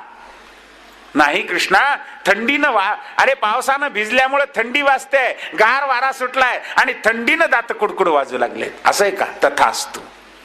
मुठभर चणे देवाचे सुदामदेवाने खाल्ल्यामुळं एवढं दारिद्र्य भोगावं लागतंय महाराज. त्या क्षणाची आठवण करून दिली, जंगलातली लाकडं आणायला गेली असतानाची. पण तरी सुद्धा सुदामदेव विचार करत नाहीयेत, अरे तिथे तर मुठभर चणे मी खाल्ले होते, इथे तर 4 मुठी पोहे आहेत कृष्णाच्या वाट्याला आणलेले आणि अजून मी दिले नाहीयेत, देऊन टाकावेत. आठवत नाही, लाज वाटते, झाकून ठेवतायत ते पोह्याचं गाठोडं. आता काय करावं? शेवटी न राहून भगवंताने अनेक तऱ्हेनं इकडून तिकडून बोलून पाहिलं, पण हा बेटा काही पोहे देतच नाही अजून. मग न राहून भगवान म्हणतात, सुदामदेव आत्ता घरूनच आला असताल ना? हो घरूनच आलो. मग माझ्या भाभीनं माझ्याकरता काय भेटवस्तू दिली आहे? तुम्ही रिकाम्या असताना थोडे झालेले आहात, काही भेटवस्तू दिली असेल. किमुपायन मानितम ब्रह्मन मे भवता ग्रहात. ओ सुदामदेव, आपण आपल्या घरून माझ्याकरता किम उपायनम आनितम, काय भेटवस्तू आणली? उपायन म्हणजे भेटवस्तू. काय आणलंय? अरे जे असेल ते मला चालतं. सुदामदेव, असं नाहीये की सोनं नाणं रत्न मानकाचे हार मोत्याचे हारच पाहिजेत, असं नाहीये. फुलाचा हार, अरे फुलाची पाकळी सुद्धा चालते. पत्रम पुष्पम फलम तोयम यो मे भक्त्या प्रयच्छते. एक तुळशीचं पान, बेलाचं पान मला चालतं, झाडाचं पान चालतं, फूल चालतं, पाणी चालतं, फळ चालतं, जे असेल ते चालतं. मला रत्नाचेच हार पाहिजेत असं काही नाहीये. बर भरपूरच पाहिजे असंही नाहीये.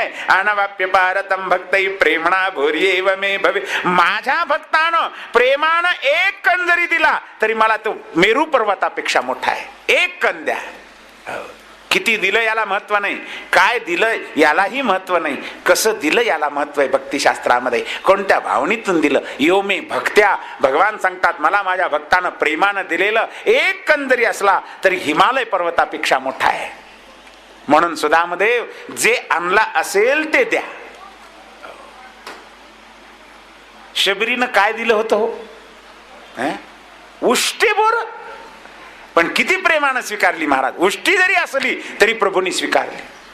अर्थात भगवान फक्त प्रेमाचा भुकेला आहे, वस्तूचा भुकेला नाही, पदार्थाचा भुकेला नाही, किती आणलं याचा भुकेला नाहीये, फक्त प्रेमाचा भुकेला आहे. भगवान म्हणतात, द्या न सुदामदेव, अरे जे आणलं असेल ते द्या. मागतात देव.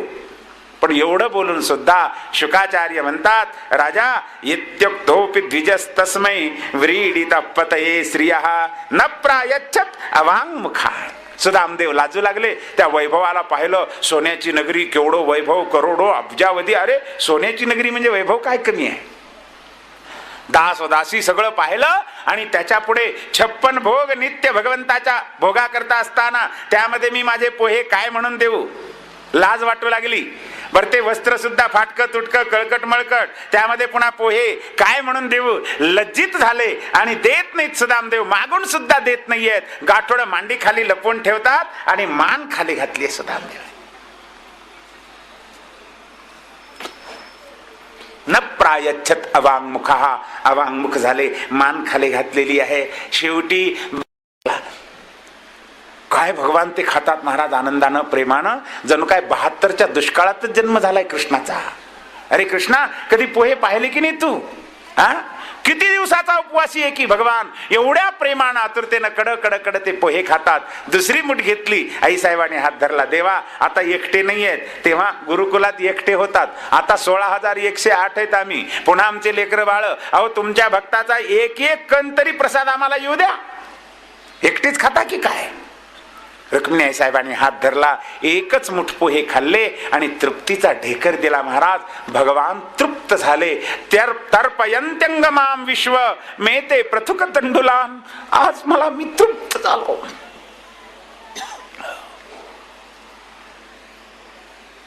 मी धन्य झालो. प्रभू म्हणतात, काय होतं हो त्या पोह्यात? फोडणी दिलेले आहेत का तळलेले आहेत? खोबराचे तुकडे टाकलेत, मध्ये कोथिंबीर टाकली आहे, कढीपत्ता टाकलाय, डाळवं टाकलेले आहेत, शेंगदाणे आहेत? ना ना ना, काही नाही महाराज. नुसते कोरडे पोहे आहेत, पण प्रेमानं ओले चिंब झालेले आहेत. प्रेम पूर्ण पोहे आहेत. आणि प्रभूंनी एकच मुठ खाल्ले आणि तृप्तीचा ढेकर दिला. सगळं ब्रह्मांड तृप्त झालं महाराज. बस विश्रांती घेतात. पहाट झाली. उठून सुदामदेव कृष्णाला म्हणतात, काना येतो आता मी. मनात वाटतंय सुदामदेवाला की कन्हैयानं आग्रह करावा, 4-2 दिवस ठेवून घ्यावं, राहा म्हणावं. कारण घरी गेले की माहिती पुन्हा फाक्याच आहे. इथे एवढं वैभव आहे, राहा म्हणाव, आग्रह कराव. अहो एवढं खायला पंचपक्वान्न, लाडू काय, जिलेबी काय, बासुंदी काय, श्रीखंड काय, पुरणपोळी काय, जाजूक तूप काय, 56 भोग, आणि एवढं सगळं सोडून घरी कुणाला जावं वाटतंय? आम्हाला सुद्धा वाटतंय अविनाशरावनी आणि आमच्या मीनाक्षीताईंनी आग्रह करावा, 4 दिवस राहा म्हणाव. रोज रोज सकाळी वेगळं, दुपारी वेगळं, संध्याकाळी वेगळं. कूलरची हवा, थंडगार, एवढा मान सन्मान, कोणाला जावं वाटेल हो? सुदामदेवाला मनातून जा वाटत नाही बरं का. तिथेच 4-8 दिवस राहावं वाटतंय. पण वरून वरून म्हणतात, काना येतो बरं. पण काना असा नाटकी आहे, येतो म्हटल्याबरोबर म्हणाला या बरं सुदामदेव. एकदा सुद्धा म्हणाला नाही राहा म्हणून. कारण राहा म्हटलं की हे राहिलं तर काय करावं गिराई, म्हणून राहा म्हणत नाहीत भगवान. या बरं येता तर. पण सुदामदेव पुन्हा येताना असं एकटं येऊ नका, आमच्या वहिनीला घेऊन या आणि मुलाबाळाला घेऊन या. हे पहा सुदामदेव, माझा वहिनीला साष्टांग नमस्कार सांगा आणि सांगा, आज मी तृप्त झालो. आज मला माझ्या माता यशोदेची आठवण येते. सुदामदेव, अरे किती दिवसानंतर मला एवढं प्रेमाचं खाद्य मिळालेलं आहे. आज प्रभूला गोकुळची आठवण येते, माता यशोदेची आठवण येते, हृदय भरून येते महाराज. अरे एवढं प्रेमाचं खाद्य मला माझी माताच देत होती. त्यानंतर कितीतरी वर्षानंतर आज मला मिळालंय. मी तृप्त झालो. माझ्या वहिनीला पुन्हा एकदा साष्टांग नमस्कार सांगा आणि पुन्हा या. पुन्हा येताना असं एकटं येऊ नका, वहिनीला घेऊन या, मला बाळांना घेऊन या. या बरं या. आणि भगवान सुदामदेवाला साष्टांग वंदन करतात. सुदामदेवानी कन्हैयाला उचलून घेतलं, कडकडून आलिंगन दिलं. दोघाच्याही डोळ्यातून अश्रूच्या धारा, भगवंताच्या डोळ्यातून अश्रूच्या धारा, सुदामदेवाच्या मस्तकावर अभिषेक होतोय. सुदामजीच्या डोळ्यातल्या अश्रूच्या धारा भगवंताच्या चरणावर अभिषेक होतोय. देव भक्ताची पूजा करतोय, भक्त देवाची पूजा करतोय. भगवान दारापर्यंत पाठवण्याकरता येतात. सुदामदेव म्हणतात, थांब कान्हा आता, थांब. हो हो येतो येतो, थांब कान्हा आता. हो म्हणत म्हणत म्हणत बराच दूरपर्यंत येतात. सुदामदेव म्हणतात, कन्हैया आता थांब. आणि सुदामदेव निघाले महाराज. कन्हैयाचा निरोप घेऊन वाटेनं जाताना पुन्हा मनामध्ये चिंतन, अरे कुठे तो लक्ष्मी नारायण, कुठे मी दरिद्री नारायण. किती प्रेमानं कन्हैयानं माझं स्वागत केलं. खरंच हो, माझ्या कन्हैयासारखा विश्वाच्या इतिहासात मित्रप्रेमी कोणी नाही आहे. एवढं वैभव प्राप्त झालं, एवढी सत्ता मिळाली, पण कन्हैया आपल्या मित्राला विसरला नाहीये. कुठे मी एकच जीव दरिद्री, पण आपल्या आसनावर बसवलं, मला आपल्या शय्येवर झोपवलं, माझे पाय चेपू लागला, आपल्या हातानं मला जीव घातलं. अरे किती प्रेमी आहे कृष्ण. देव जर मला प्रसन्न झाला तर मी देवाला मोक्ष मागणार नाही, मला पुन्हा जन्म दे. आणि जन्म देऊन त्या प्रत्येक जन्मामध्ये मला श्रीकृष्ण मित्र दे. मी एवढंच देवाला मागेल, मी दुसरं काहीच मागणार नाही. पुनर्जन्माने जन्माने स्यात. सुदामदेव वाटेनं चालता चालता विचार करतात, अरे एवढं प्रेमानं स्वागत केलं, सगळं काही केलं, पण देवानी स्वागतच केलं नाही. मला राहायला आग्रहच केला नाही. देवानी केला नाही आग्रह. का? देवाला माहिती आहे बरं का, सुदामदेवाला तिकडे सोन्याची नगरी दिली आहे. जेवढं द्वारकेत वैभव आहे तेवढं वैभव दिलंय. पण एवढं वैभव देऊन सुद्धा जोपर्यंत सुदामदेवाच्या पायाचं दर्शन होणार नाही, तोपर्यंत ती सुशीला देवी पाणी सुद्धा पिणार नाही. मग 8 दिवस जर याला ठेवून घेतलं, आधीच 8-10 दिवसाचा उपवास आणि पुन्हा 8 दिवसाचा उपवास, त्या माऊलीला किती त्रास होईल. जोपर्यंत सुदामजीचं दर्शन होणार नाही तोपर्यंत ती खाणार नाही, पिणार नाही, पाणी सुद्धा घेणार नाहीये. म्हणून सुदामदेव लवकर घरी गेलेले बरे, म्हणजे तिला लवकर पाणी प्यायला मिळेल, खायला मिळेल. एवढं वैभव देऊन मग उपयोग काय होईल? त्या माऊलीला जर त्रास होईल तर. म्हणून भगवान सुदामदेवाला आग्रह करत नाहीयेत बरं का, लवकर जाऊ देतात. हो. सुदामदेव पुन्हा विचार करतात, अरे एवढं मोठं वैभव, पण कन्हैयानं मला काहीच दिलं नाही. एवढी सोन्याची नगरी, राहिलं बाकी एक दगडाची कुठेतरी पायरीची वीट दिली असती तर काही कमी झालं असतं का? सगळ्या पायऱ्या सुद्धा सोन्याच्याच होत्या महाराज तिथं. चप्पल बूट सोडायची जागा सुद्धा सोन्याचीच, सगळ्या फरशा सोन्याच्या, भिंती सोन्याच्या, सगळं सोनच सोनं.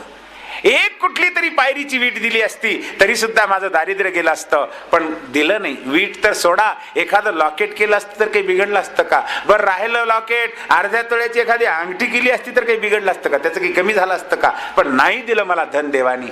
का दिलं नाही? दुसरं मन बोलताय, सुदामा तू वेडा आहेस, तुला कळत नाही. अरे तू निर्धन आहेस ना, दरिद्री आहेस ना, तुला जर धन दिलं तर तू माजून जाशील. कारण जगाचा असा व्यवहार आहे की निर्धनाला धन आलं की त्याला माज यायला वेळच लागत नाहीये.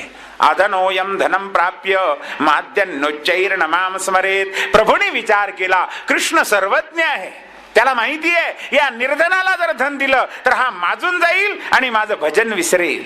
नोटाचे पुडगेच्या पुडगे जर दिले, त्या नोटा मोजण्यातच वेळ निघून जाईल. भागवताचे पानं उघडायला पुन्हा वेळच मिळायचा नाही. म्हणून देवानी मला दरिद्री ठेवलंय. धन दिलं तर मी विसरून जाईल देवाला, मी भजन करणार नाही, म्हणून देवानी मला दारिद्र्यात ठेवलं. धन्य माझा कणा, धन्य माझा मित्र. बरं झालं देवा दरिद्रीच ठेवलंस. संत याला म्हणावं बरं का, संतांचं हे फार मोठं लक्षण आहे की प्रतिकूल परिस्थितीमध्ये सुद्धा देवाच्या कृपेचा अनुभव घेतात. दरिद्री राहिलं, दारिद्र्य आलं तरी देवाचीच कृपा, वैभव आलं तरी देवाची कृपा. बरे झाले देवा निघाले दिवाळे.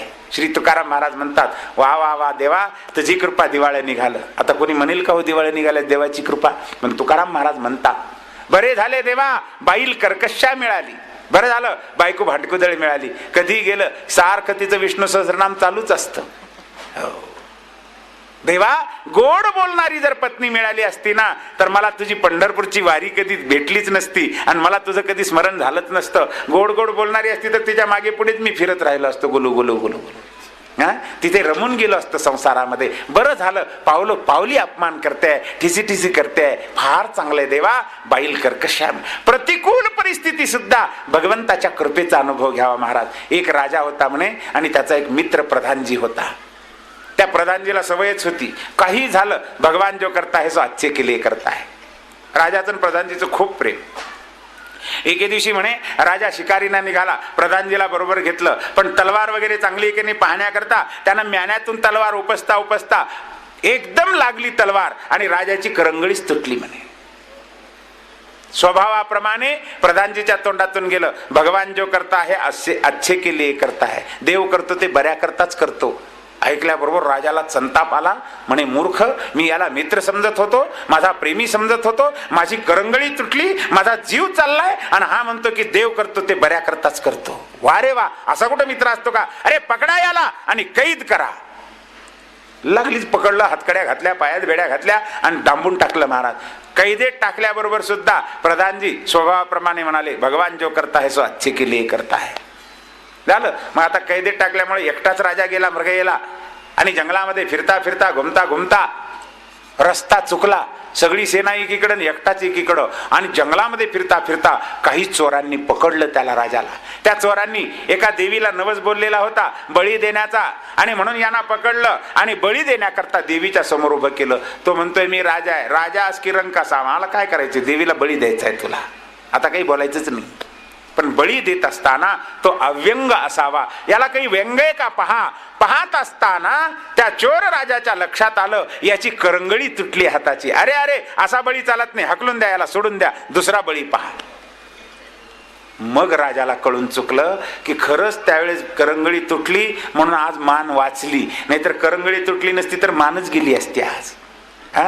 प्रधानजी जे म्हणले ना की भगवान जो करता है सो अच्छे के लिए करता है, खरंय हे पटलं. आणि राजा घरी आल्याबरोबर पहिल्यांदा प्रधानजीला बोलवून घेतलं. प्रधानजी, माझी करंगळी तुटल्यानंतर तुम्ही जे म्हणालात ते मला अनुभवाला आलं. बर, पण मला हे अजून कळालं नाही की तुम्हाला मी कैदेमध्ये टाकल्यानंतर सुद्धा तुम्ही म्हणालात की भगवान जो करता है सो अच्छे के लिए करता है, याचा अर्थ अजून कळाला नाही. काय चांगलं झालं त्यात सांगा बरं. प्रधानजीने हात जोडले. सरकार, मला कैदेत टाकलं हे फार चांगलं झालं, देवाची दया म्हणून तुम्हाला तशी बुद्धी झाली. नाहीतर बरोबर जर नेला असताना, अहो तुमची करंगळी तुटली म्हणून तुम्हाला सोडून दिलं, माझी काही करंगळी थोडीच तुटली होती, माझीच मान उडवली असती त्यानं. तुम्ही कैद केलं म्हणून मी वाचलो. अर्थ असा आहे की प्रतिकूल परिस्थितीमध्ये सुद्धा भगवंताच्या कृपेचा अनुभव घ्यावा. महाराज, संत असं पाहतात. हो, कधीही निषेधात्मक दृष्टी नसावी. तेव्हा सुदामदेव विचार करतायत, मला धन दिलं नाहीये, दरिद्री आहे, धन दिलं तर माझून जाईल, भजन विसरेल, म्हणून धन प्रभूने दिलं नाही. फार चांगलं केलं. भगवंताचेच गुणगान गात गात सुदामदेव आपल्या पोरबंदरला येतात. पाहतात तर काय, जिकडं तिकडं चमचमचम नगरी चमकू लागलेली आहे, सोन्याची नगरी आहे. अरे, इथं झाड होतं, या झाडाखाली माझी झोपडी होती, कुठं गेली माझी झोपडी? झोपडी कोणी उठवली की काय? अरे काय झालं? का चुकून मी दिशाभूल होऊन पुन्हा द्वारिकेला आलो? पुन्हा सोन्याची नगरी कशी काय? मी तर पोरबंदरला आलोय, पण इथे तर ही नगरी दिसते, माझी दिशाभूल झाली की काय? सुदामदेव इकडे तिकडे आपल्या झोपडीचा शोध घेत आहेत. इतक्यात वाजत गाजत मंगलवाद्याच्या घोषात समोरून सुशीला देवी येते आहे आणि पंचारती ओवाळून चरणावर मस्तक ठेवते आहे आणि म्हणते, मालक, तुमच्या मित्रानं हे सगळं वैभव दिलंय. खरंच तुमचा मित्र कान्हा अति उदार आहे, मित्र प्रेमी आहे. आणि एवढं वैभव सुदामदेवाला लाभून सुद्धा शुकाचार्य म्हणतात, बुभुजेना तिलंपटः. भगवान सुदामजी महाराज कधीच त्या वैभवात रमले नाहीयेत, कुठल्याही प्रकारच्या विषयात रमले नाहीयेत आणि भगवंताला विसरले नाहीयेत. सोन्याची नगरी मिळाली, वैभव मिळालं, पण भगवंताला विसरले नाहीत. शुकाचार्य सांगतात, राजा, वैभव आलं तरी भजन विसरू नये आणि दारिद्र्य आलं तरी भजन विसरू नये. भगवंताच्या भजनातच जीवनाची कृतार्थता आहे, भगवंताच्या भक्तीमध्ये जीवनाची परिपूर्णता आहे, जीवनाची इति कर्तव्यता आहे. म्हणून काही जरी झालं, सुख आलं, दुःख आलं, तरी भजन सोडू नये. आपत्ती आली, संपत्ती आली, तरी भजन सोडू नये. निरंतर भगवंताच्या भजनात आपलं जीवन कृतार्थ करावं. सुदाम चरित्र आदी कथा वर्णन करून, वेदस्तुती आदी वर्णन करून दशमस्कंद पूर्ण केला. एकादश स्कंदामध्ये आरंभी आणि भगवंताने आपल्या कुळाला विप्रशाप घेतला. कुळाचा उपसंहार करण्याच्या निमित्तानं देवर्षी नारद द्वारिकेमध्ये आले असताना वसुदेवजी महाराज नारदांना प्रश्न करतात. देवर्षी नारद बोध करतात. नवयोगी आणि जनक महाराजांच्या संवादातून वसुदेवाजीला आणि नारदांनी बोध केलेला वर्णन केलेला आहे. आता भगवान सगळ्यांना सांगतात, बाबांनो, आजपासून 7व्या दिवशी ही द्वारका समुद्रात बुडणार आहे. चला आता इथं थांबू नये, आपण तीर्थक्षेत्रावर जाऊ. म्हणून सौराष्ट्रे सोमनाथांच, सोमनाथ भगवान ज्याला प्रभास पट्टण म्हणतात, अत्यंत पवित्र भूमी आहे, समुद्र तीर आहे द्वारिकेच्या जवळ आणि प्रभास पट्टणला सगळे येतात. मैरेय दोषानं आणि त्या शापाप्रमाणे एकमेकामध्ये यादवी मासते आहे आणि एकमेकाला मारायला लागतात. शाप जो होता मुसळाचं, लोखंडाचं मुसळ जन्मून कुळाचा नाश करणार आणि तेच मुसळ चूर्ण करून समुद्रात फेकलं होतं. त्याचे कण एरक नामक गवतामध्ये आलेले होते समुद्राच्या तीरावरच्या, आणि ते गवत घेऊन एकमेकाला मारतात आणि एवढे मोठमोठे रथी, महारथी, अतिरथी पटापट मरून पडत आहेत. शापाच्या व्याजानं भगवान पिंपळाच्या झाडाखाली पद्मासन घालून शांत बसलेले आहेत, उघड्या डोळ्यानं पाहत आहेत. इतक्यात उद्धवजी महाराज, ब्रह्मादिक देव येतात, प्रभूजी प्रार्थना करतात, देवा चला आता वैकुंठाला. भगवान सांगतात, येतो, मी येतो, माझं कार्य झालं की. आणि आता पद्मासन घालून बसलेले आहेत. उद्धवजी महाराज येतात आणि भगवंताच्या चरणावर साष्टांग दंडवत घालून प्रार्थना करतात, देवा स्वधाम नयमामपि, मला सुद्धा स्वधामाला घेऊन चला. तेव्हा भगवान सांगतात, उद्धवजी, माझ्या पश्चात माझ्या ज्ञानाची परंपरा कायम राहण्याकरता तुम्हाला राहणं आवश्यक आहे. देवा, मी राहिलो तर माझी माया बाधेल ना? भगवान सांगतात, नाही बाधणार. कशी बाधणार नाही? अरे जगात राहा, पण आपलं मन इथे न ठेवता मन माझे ठिकाणी ठेवा. मन मना भव मद भक्तो, तुमचं आपलं मन माझे ठिकाणी ठेवा, तुम्हाला माया बाधणार नाही. जगात राहून जगाहून निराळं राहावं. कसं राहावं असा प्रश्न केला असताना भगवान त्यांना यदुराज आणि दत्तात्रेयाचा संवाद, ज्या दत्तात्रेय भगवंताने 24 गुरूंचा इतिहास सांगितलेला आहे. सगळीकडे दत्तात्रेय राहतात पण कशातच मळून राहत नाहीयेत, सगळ्याहून अलिप्त राहतात. 24 गुरूंचा इतिहास, नाना प्रकारचं दिव्य ज्ञान, कथा उपकथा आदी आदी सांगून उद्धवजीला दिव्य ज्ञानाचा बोध केला. एकादश स्कंद म्हणजे ज्ञानाचा सागर आहे. आणि उद्धवजीला भगवान बद्री केदारला पाठवून देतात.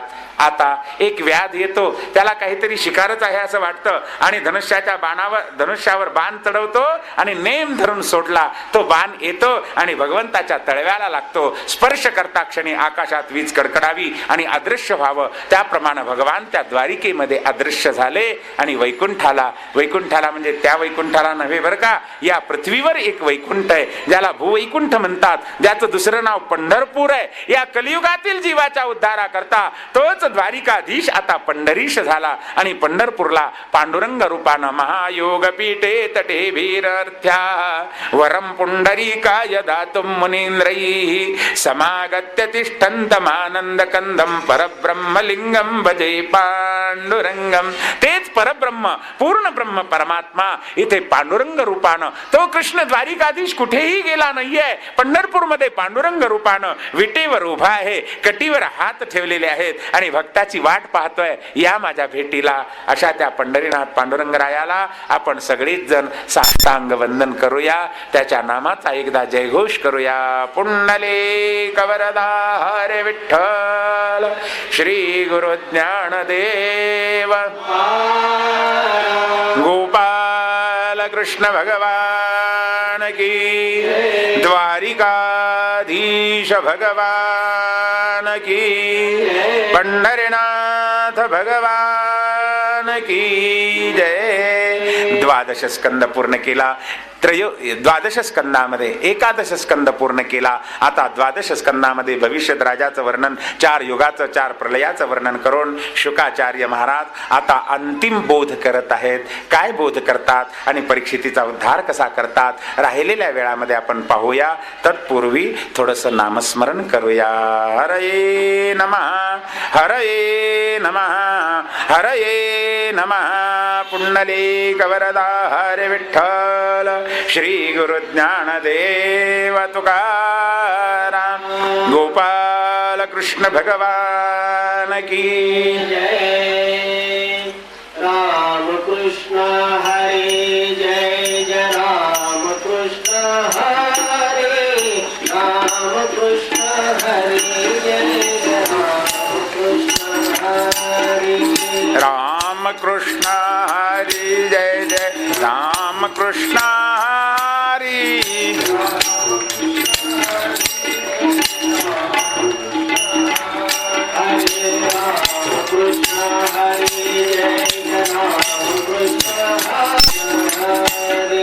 राम कृष्ण हरि जय जय राम कृष्ण हरि, राम कृष्ण हरि जय जय राम कृष्ण हरि.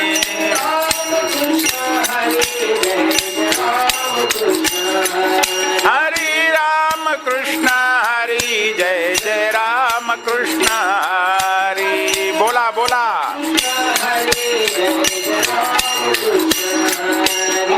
राम कृष्ण हरि जय जय राम कृष्ण हरि.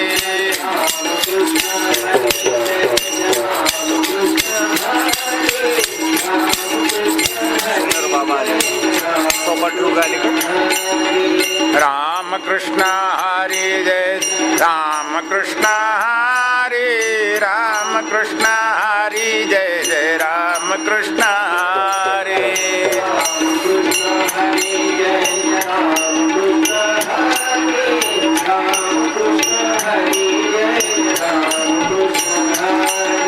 राम कृष्ण हरि जय जय राम कृष्ण हरि, राम कृष्ण हरि जय जय राम कृष्ण हरि.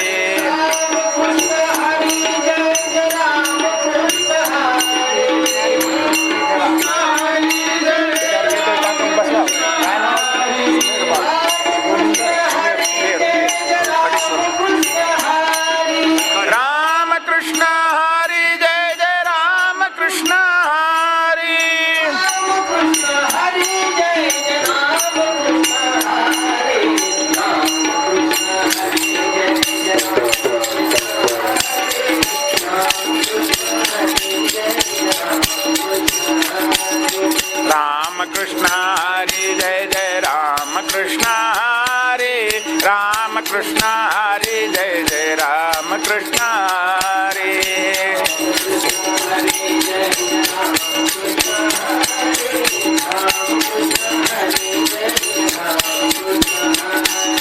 राम कृष्ण हरे जय जय राम कृष्ण हरे राम कृष्ण हरे जय जय राम कृष्ण हरे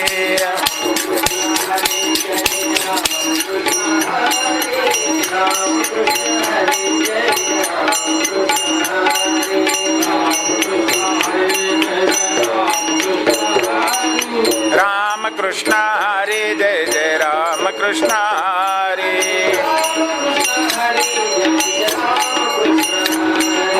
राम कृष्ण हरे जय जय राम कृष्ण हरे हरे राम कृष्ण हरे जय जय राम कृष्ण हरे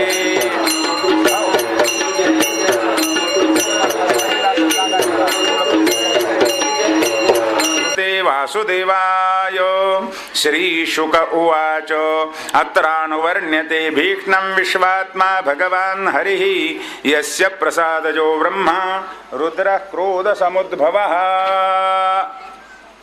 त्वन्तु राजन्मरिष्येति पशुबुद्धिमिमां जहि न जातः प्रागभूतोऽद्य देहवत्वं न नंक्षसि।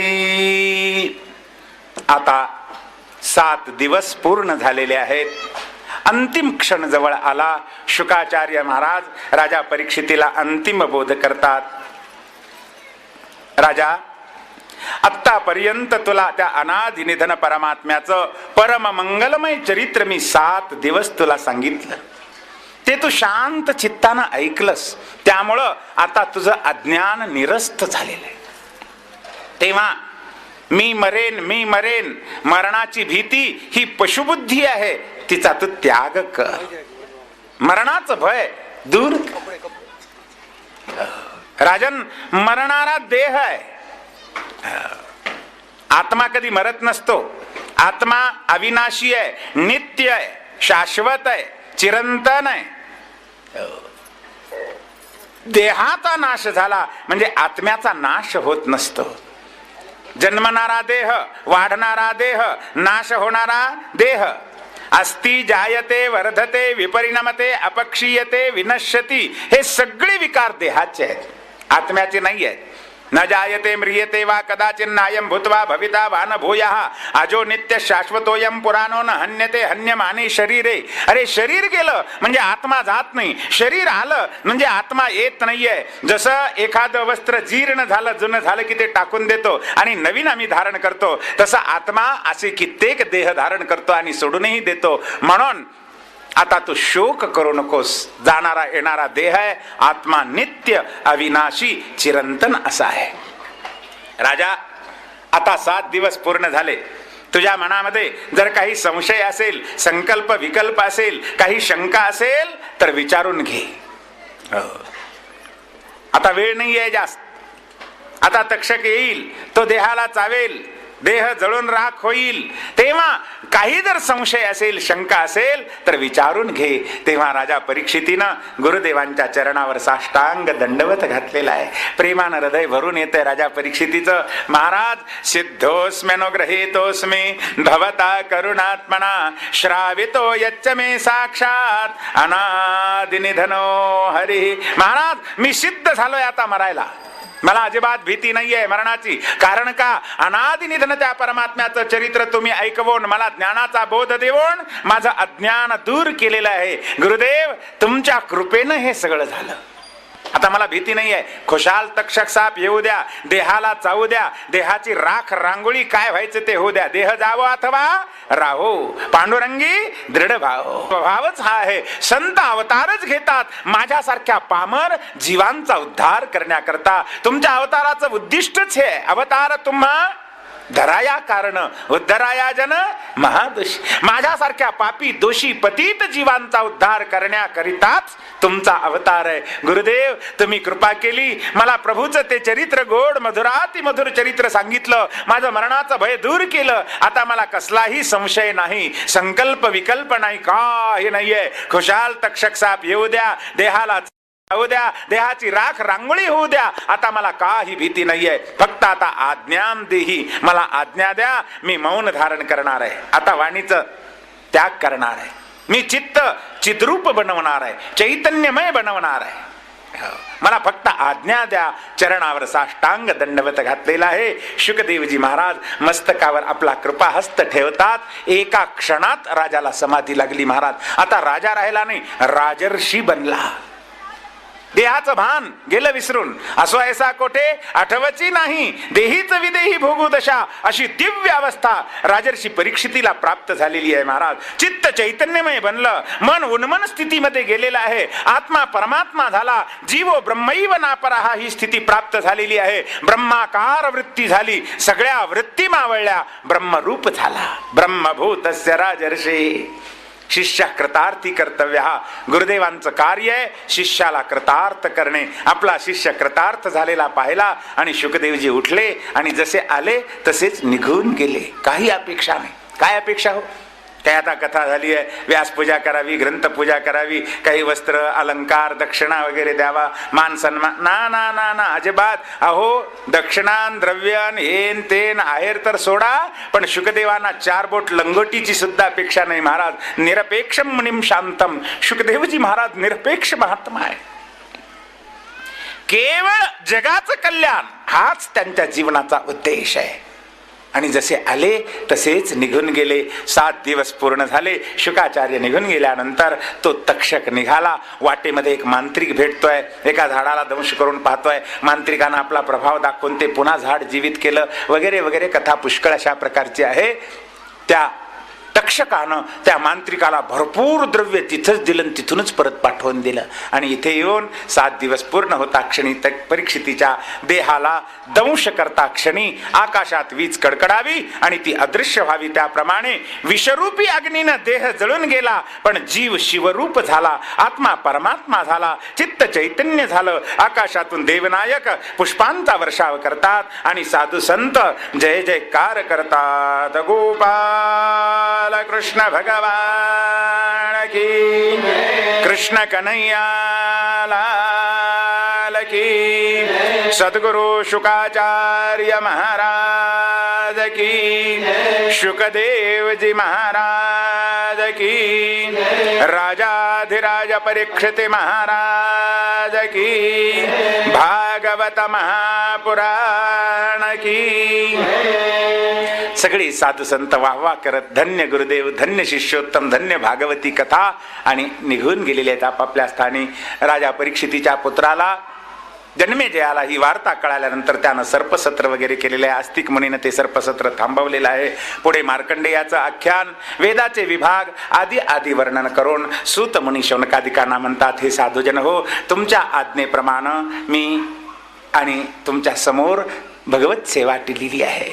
गुरुदेवांच्या कृपेनं, व्यास महाराजांच्या कृपेनं जे काही आलं ते मी तुमच्या समोर ठेवलं. तेव्हा त्या माझ्या गुरुदेव शुकाचार्यांच्या चरणकमलांना माझा साष्टांग नमस्कार असो.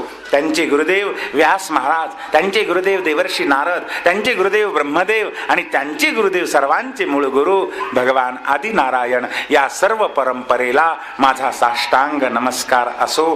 हे साधूजन हो, 18,000 श्लोक आहेत ज्यामध्ये परीक्षिती आणि शुकाचार्य यांचा संवाद आहे. 12 स्कंद आहेत, त्याला भागवत असं म्हणतात. आणि श्रीमद भागवत महापुराण मी तुम्हाला सांगितलं, ज्यामध्ये प्रथम स्कंदात नारदांचं आख्यान, व्यासांचं आख्यान, भागवताची निर्मिती, परीक्षितीच्या जन्माची कथा, त्याचं चरित्र, त्याला शाप प्रायोपवेशन, शुकदेवाचं आगमन आणि परीक्षितीचा प्रश्न इथपर्यंतची कथा वर्णन करून प्रथम स्कंद पूर्ण केला. द्वितीय स्कंदामध्ये चतुश्लोकी भागवत, तृतीय स्कंदामध्ये वराह अवतार, कपिल अवतार, चतुर्थ स्कंदामध्ये उत्तानपादाचा वंश, ध्रुवाचं चरित्र, पृथु अवतार, पंचम स्कंदामध्ये प्रियव्रताचा वंश, ज्यामध्ये जडभरतांचं आख्यान, खगोल भूगोल वर्णन, षष्ठ स्कंदात अजामिळाची कथा, सप्तम स्कंदात भक्तराज प्रल्हादाचं चरित्र, नरसिंह अवतार कथा, अष्टम स्कंदामध्ये गजेंद्र मोक्ष समुद्र मंथनाची कथा, वामन अवतार, नवम स्कंदामध्ये सूर्य सोमवंशाची कथा, दशम स्कंदात भगवंताचं चरित्र, एकादशात उद्धवजीला केलेला ज्ञानोपदेश आणि द्वादशात परीक्षितीचा उद्धार. अशा प्रकारे 18,000 श्लोकात्मक असलेलं हे महापुराण वैष्णवांचं परमधन असलेलं. जशी सगळ्या नद्यामध्ये गंगा श्रेष्ठ आहे, तसं सगळ्या पुराणामध्ये श्रीमद भागवत श्रेष्ठ आहे. वैष्णवानाम यथा शंभू. वैष्णवामध्ये भगवान शंभू जसे श्रेष्ठ आहेत तसं पुराणामध्ये श्रीमद भागवत श्रेष्ठ आहे. तेच भागवत वैष्णवांचं परमधन, नित्य आनंददायी, सत्य चिन्मय आनंदरूप अशा प्रकारचं आणि आनंद देणारं, शोक मोहाचा नाश करणारं ते भगवंताचं परम मंगलमय मधुरातिमधुर चरित्र मी तुम्हाला सांगितलं. ज्यांच्या कृपेनं आलं त्यांच्या चरणी निवेदित असो. आणि अशा प्रकारे सगळ्यात शेवटी सूत मुनी आणि शौनकादिक प्रार्थना करतात. आपण सुद्धा सर्वांनी या मंगलमय प्रसंगी गेल्या 7 दिवसापासून या ठिकाणी श्रीमद भागवत ज्ञानयज्ञ, या ज्ञानयज्ञाच्या सांगतेच्या समयी आपण सुद्धा भगवंताची प्रार्थना करूया. सगळ्यांनी हात जोडून प्रभूची प्रार्थना करायची आहे. सर्वांनी म्हणायचं आहे, भवे भवे यथा भक्ते भवे भवे यथा भक्तिः पादयोस्तव जायते पादयोस्तव जायते तथा कुरुष्व देवेश तथा कुरुष्व देवेश नाथस्त्वन्नो यतः प्रभो नाथस्त्वन्नो यतः प्रभो नाम संकीर्तनं यस्य नाम संकीर्तनं यस्य सर्वपापप्रणाशनम् सर्वपापप्रणाशनम् प्रणामो दुःखशमनः नामो दुःखशमनः तन्नमामि हरिं परम् नमामि हरिं परम् हरये नमः हरये नमः हरये नमः. पुंडलीकवरदा हरि विठ्ठल श्री गुरु ज्ञानदेव तुकाराम गोपाल कृष्ण भगवान की, सद्गुरुनाथ महाराज की, सद्गुरु शुकदेव जी महाराज की, राजाधिराज परीक्षित महाराज की, भागवत महापुराण की. सर्व संतांनी जी भगवंताची प्रार्थना केली तीच आपणही करूया. देवा आम्हाला दुसरं काही नको. भवे भवे यथा भक्ती पादयोस्तव जायते. तुझ्या चरणाची भक्ती दे, तुझ्या नामाचं प्रेम दे, तुझ्या कथेचं प्रेम दे. हेच मंगलमय मागणं आपण सगळेजण या ठिकाणी भगवंताच्या चरणकमली या ज्ञानयज्ञाच्या पूर्णाहुतीच्या समयी भगवंताची प्रार्थना करूया. सगळ्यात शेवटी शेवटच्या श्लोकात काय वर्णन आहे हो? नाम संकीर्तनम यस्य. भगवंताच्या नामाचाच महिमा गायलेला आहे महाराज. आधे नाम, मध्ये नाम आणि अंतिही नाम. कलियुगामध्ये हरेर नामैव नामैव नामैव गतिरन्यता. कलियुगामध्ये नामाशिवाय गतीच नाही आहे महाराज. सगळ्या साधनांचं सार म्हणजे भगवंताचं नाम आहे. भगवंताचं नाम परम मंगलमय आहे, भव्य आहे, दिव्य आहे, स्तव्य आहे. म्हणून सगळ्याचं सार जर काही असेल तर भगवंताचं नाम आहे. तेच नाम आपण भगवंताला मागूया. देवा आमच्या मुखात तुझं नाम येऊ दे, आम्हाला नामाची गोडी दे, आम्हाला नामाचं प्रेम दे, तुझ्या कथेचं प्रेम दे. आम्हाला दुसरं काही नको. नासक्या कुचक्या वस्तू देवाला मागू नयेत. देवाला प्रेम मागावं. संतांनी हेच मागितलंय. हो, आमच्या जीवनात आम्हाला संत संगती दे आणि त्या संत संगतीत राहून तुझ्या चरणाची भक्ती दे, तुझं नाम दे. आता कोणी म्हणेल नाव नाव, एवढं नावात काय पडलंय हो?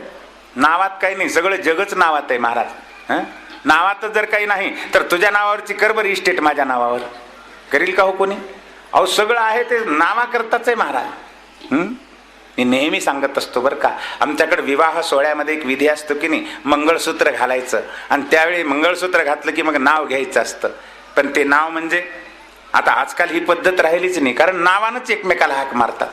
आता फॅशनच निघाली ती. टीव्ही, सिनेमा आणि पाश्चात्य संस्कृती पाहून आजकाल तर पोरी नवऱ्याला नावानं तर हाक मारतातच, पण आरतुर सुद्धा बोलतात महाराज. तुझ्या घरचा का आचार्य का पानक्या येतो? पद्धतच विचित्र निघाली महाराज. हा ऑफिस मधून येतो, खटखट दार वाजवतो, ए कुंदा, ए कुंदा. ती मधूनच म्हणते, आलास का रे मुकुंदा? तुझा का नोकर आहे का ग, आलास का रे? नाही महाराज, पतीचा अवमान कधी करू नये, सन्मानपूर्वक बोलावं. ही भारतीय संस्कृती आहे.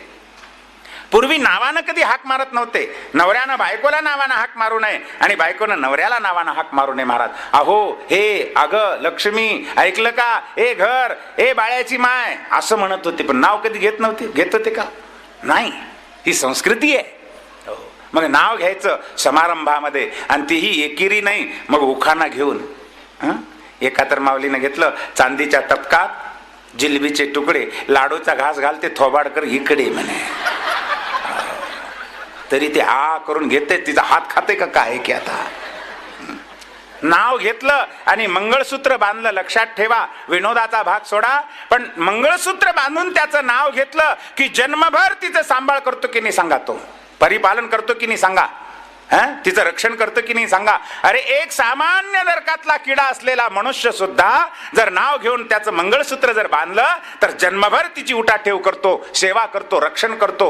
मग सांगा, तो तर परमात्मा आहे, तो का आमचं सेवा करणार नाही. अरे तुळशीची माळ घालणं म्हणजे देवाच्या नावानं मंगळसूत्र आहे. तुळशीचीच नाही बरं का, रुद्राक्षाची घाला. तुळशीची आपापली जी परंपरा आहे त्या परंपरेनं माळ घालणं म्हणजे देवाच्या नावानं मंगळसूत्र आहे आणि त्याचं नाव घ्यायचं आहे. आता हा देह भगवंताच्या चरणी समर्पण करायचं आहे. नावात मोठं सामर्थ्य आहे महाराज, नावात ताकद आहे.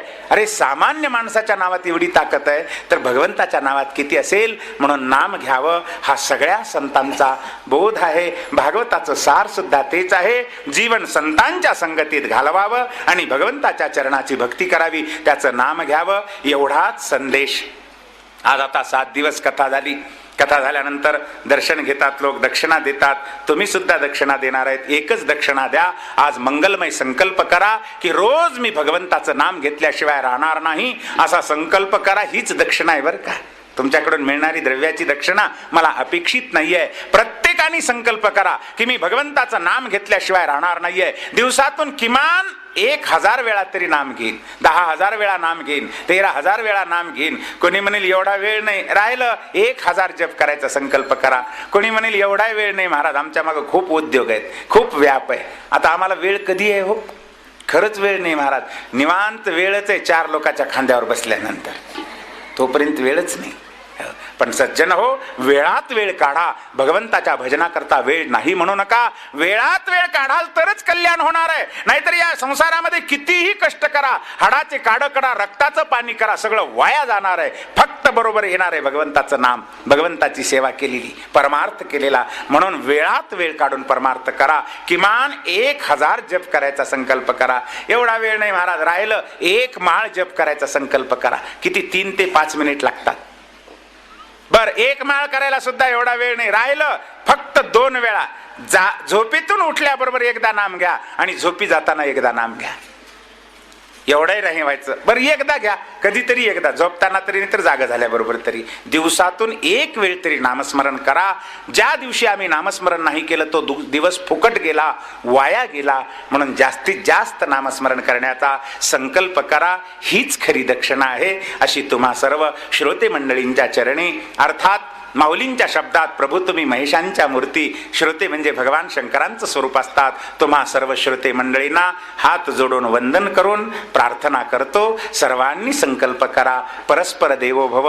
आपण एकमेकाबद्दल हृदयात प्रेम भाव ठेवावा, एकमेकाबद्दल द्वेष भाव नसावा, कोणाबद्दलच मत्सर भाव न ठेवता हृदय पवित्र ठेवा, आनंदमय ठेवा आणि प्रभूची सेवा, सगळ्यांना प्रभूमय समजून प्रभूची सेवा करून आपलं जीवन मंगलमय बनवावं. असा एक मंगलमय संदेश भागवताच्या रूपानं आपल्या समोर ठेवून ज्यांच्या कृपेनं आलं ते सद्गुरू ब्रह्मलीन, सद्गुरू चुडामणी महाराज तथा ब्रह्मलीन महामहोपाध्याय आमचे पूज्य श्री प्रातस्मरणीय बाबा अर्थात महामहोपाध्याय ज्ञेश्वर शास्त्री कस्तुरे महाराज या 2 महापुरुषांच्या कृपेनं जे काही आलं ते मी तुमच्या समोर ठेवलंय. यात चांगलं आहे ते त्या महापुरुषांचं आहे, जे चुकलं असेल ते माझं आहे. म्हणून सर्व श्रोत्यांना विनंती, जे चांगलं वाटतं त्याचा स्वीकार करा आणि आत्मकल्याण करून घ्या अशी मंगलमय प्रार्थना करून सर्वच श्रोत्यांना, खरं तर उन्हाळा एवढा, घरामध्ये AC बंगल्यात किती आश्रम विश्रांती घ्यायची, पण तरी सुद्धा सुखवासी लोक सुद्धा एवढ्या उन्हामध्ये येऊन 3-3 तास 4-4 तास या ठिकाणी शांत चित्तानं तुम्ही कथा ऐकली, त्याबद्दल तुम्हा सर्वांना धन्यवाद. असंच उत्तरोत्तर आपल्या सगळ्यांच्या हृदयात भगवंताच्या नामाचं प्रेम, कथेचं प्रेम, प्रभूची सेवा, धर्माची सेवा निरंतर घडावी अशी मंगलमय कामना करून या भागवत ज्ञान यज्ञाचे यजमान धर्मप्रेमी आमचे स्नेही श्री अविनाशरावजी मारंवार, सौ मीनाक्षीताई मारंवार तथा धर्मप्रेमी श्री राजकुमारजी मारंवार आणि त्यांच्या धर्मपत्नी, त्यांची कुटुंबीजन, भगिनी आदी सर्वच या वारंवार परिवारानं आणि त्यांच्या इष्ट मित्र, सगळे सोयरे, बंधू या सर्वांनी अत्यंत प्रेमानं अतिशय आदर्श सुंदर अशा प्रकारचं कथेचं आयोजन घडवून आणलं. त्यांच्यामुळं आपणालाही घडलं, मलाही कथा सांगण्याचं पुण्य घडलं, तुम्हालाही ऐकण्याचं घडलं. म्हणून आपण सगळेच जण या कुटुंबियांना धन्यवाद देऊया. खरोखरच हे दोघंही नवरा बायको कुटुंबच अत्यंत प्रेमळ आहे.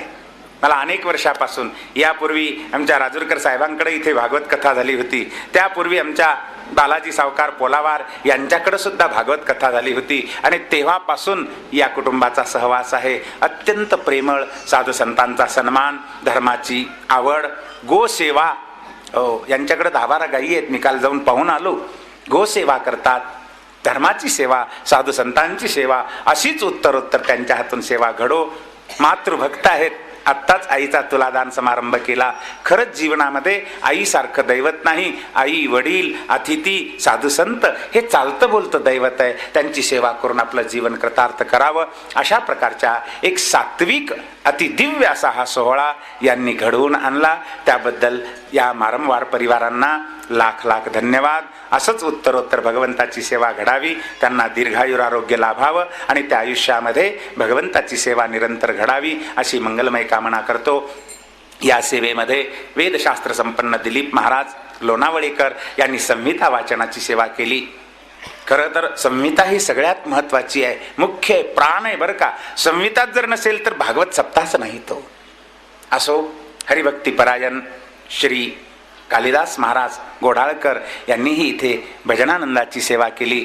हरिभक्तीपरायण धर्मप्रेमी आमचे स्वामी सर यांनीही इथे सेवा केली. या सर्वांना मी धन्यवाद देतो आणि सगळ्यांनाच एकदा धन्यवाद देऊन झालेली सेवा गुरुमाऊलींच्या चरणी समर्पण करतो. आता विश्वात्मके देवे येणे वाग्यज्ञ तोषावे, तो शोनी मज द्यावे पसाय दान हे.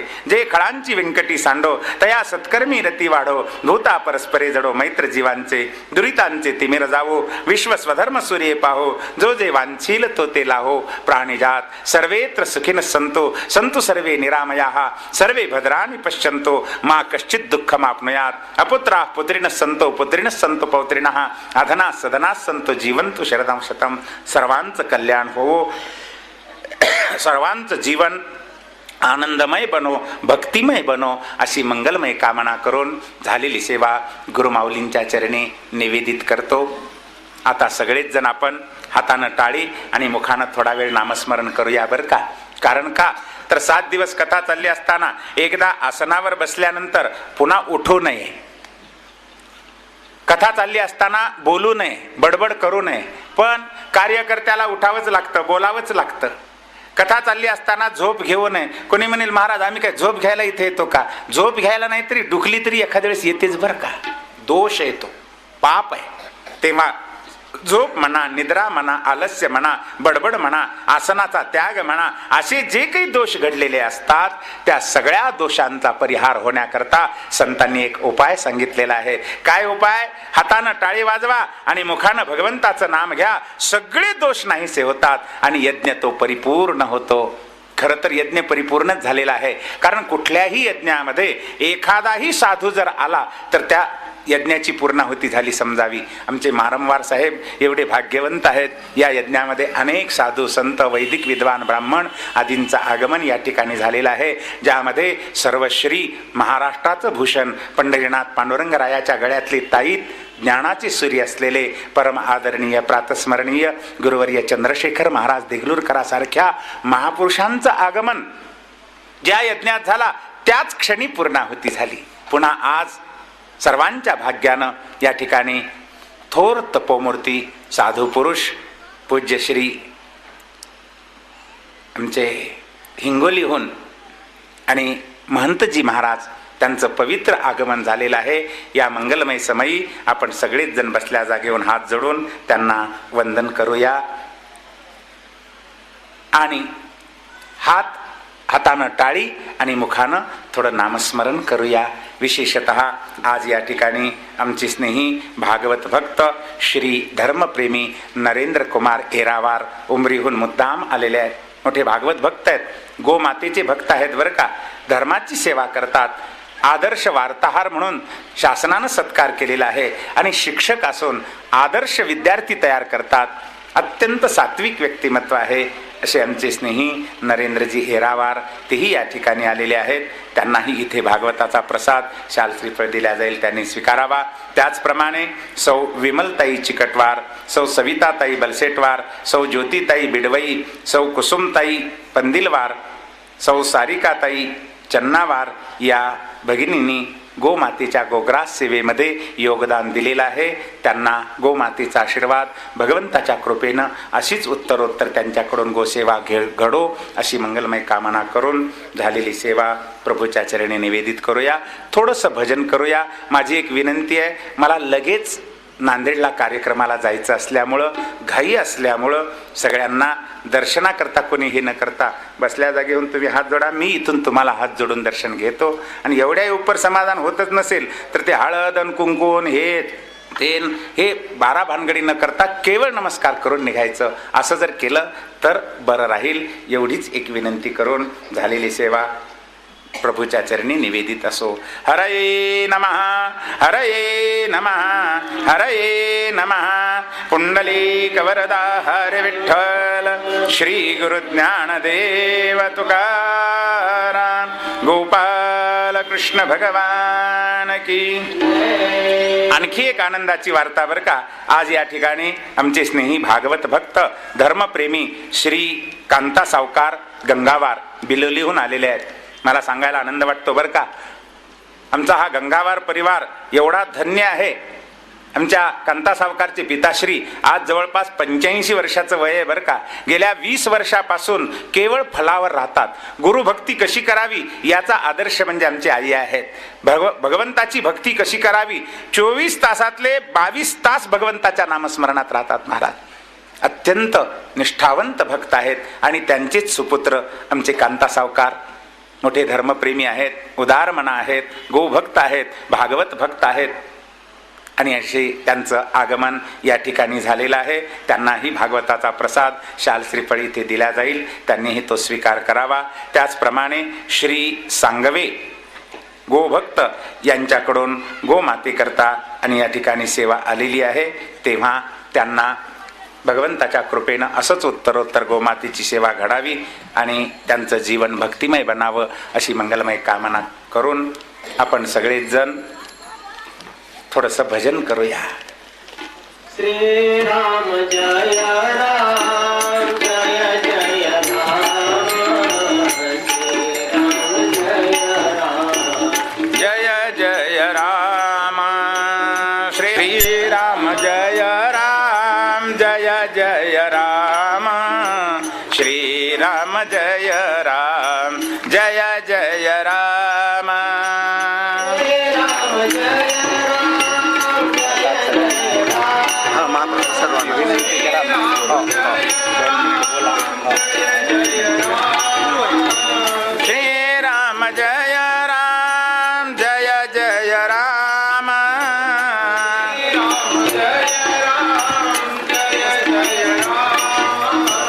श्री राम जय राम, जय जय राम.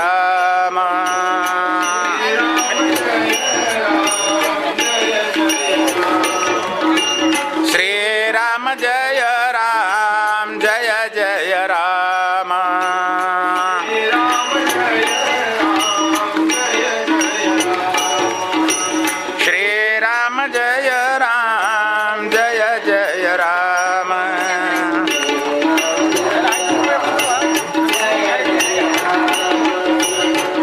राम जय राम, जय जय राम. श्री राम जय राम, जय जय राम.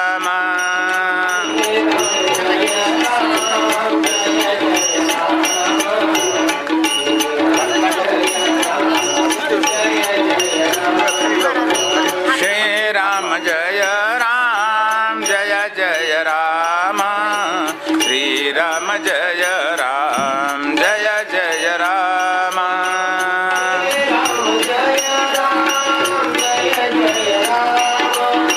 श्री राम जय राम, जय जय राम. बोला बोला सगळेजण म्हणा. श्रीराम जय राम जय जय राम.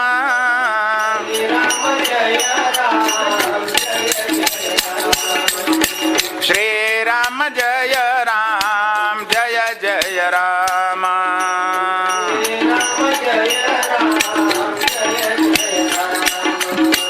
श्रीराम जय राम जय जय राम.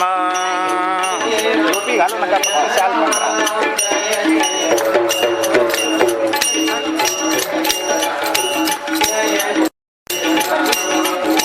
श्रीराम जय राम जय जय राम.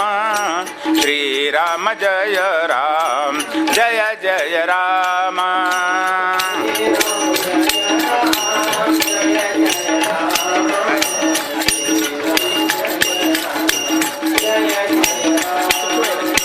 श्रीराम जय राम जय जय राम.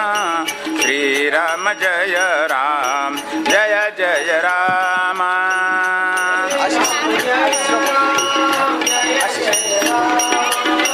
श्रीराम जय राम जय जय राम. आरती लावा. श्रीराम जय राम जय जय राम.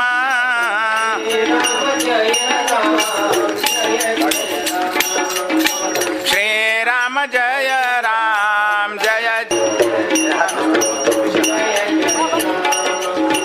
श्रीराम जय राम जय जय राम. श्रीराम जय राम जय जय राम.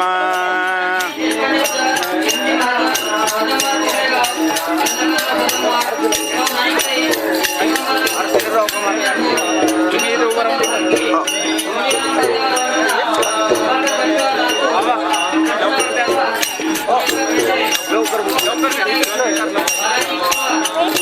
श्रीराम जय राम जय जय राम. श्रीराम जय राम जय जय राम.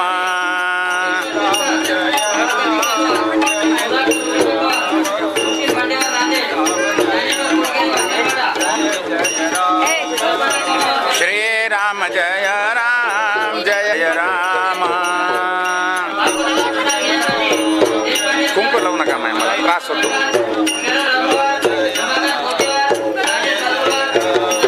खाली ठेवा. गुरु तो ग्रासचे पांचाळ व्हायचे. लिहून देऊ. इथं देऊ नका, गोमातेचं आहे. ते तिकडे द्या. हो का?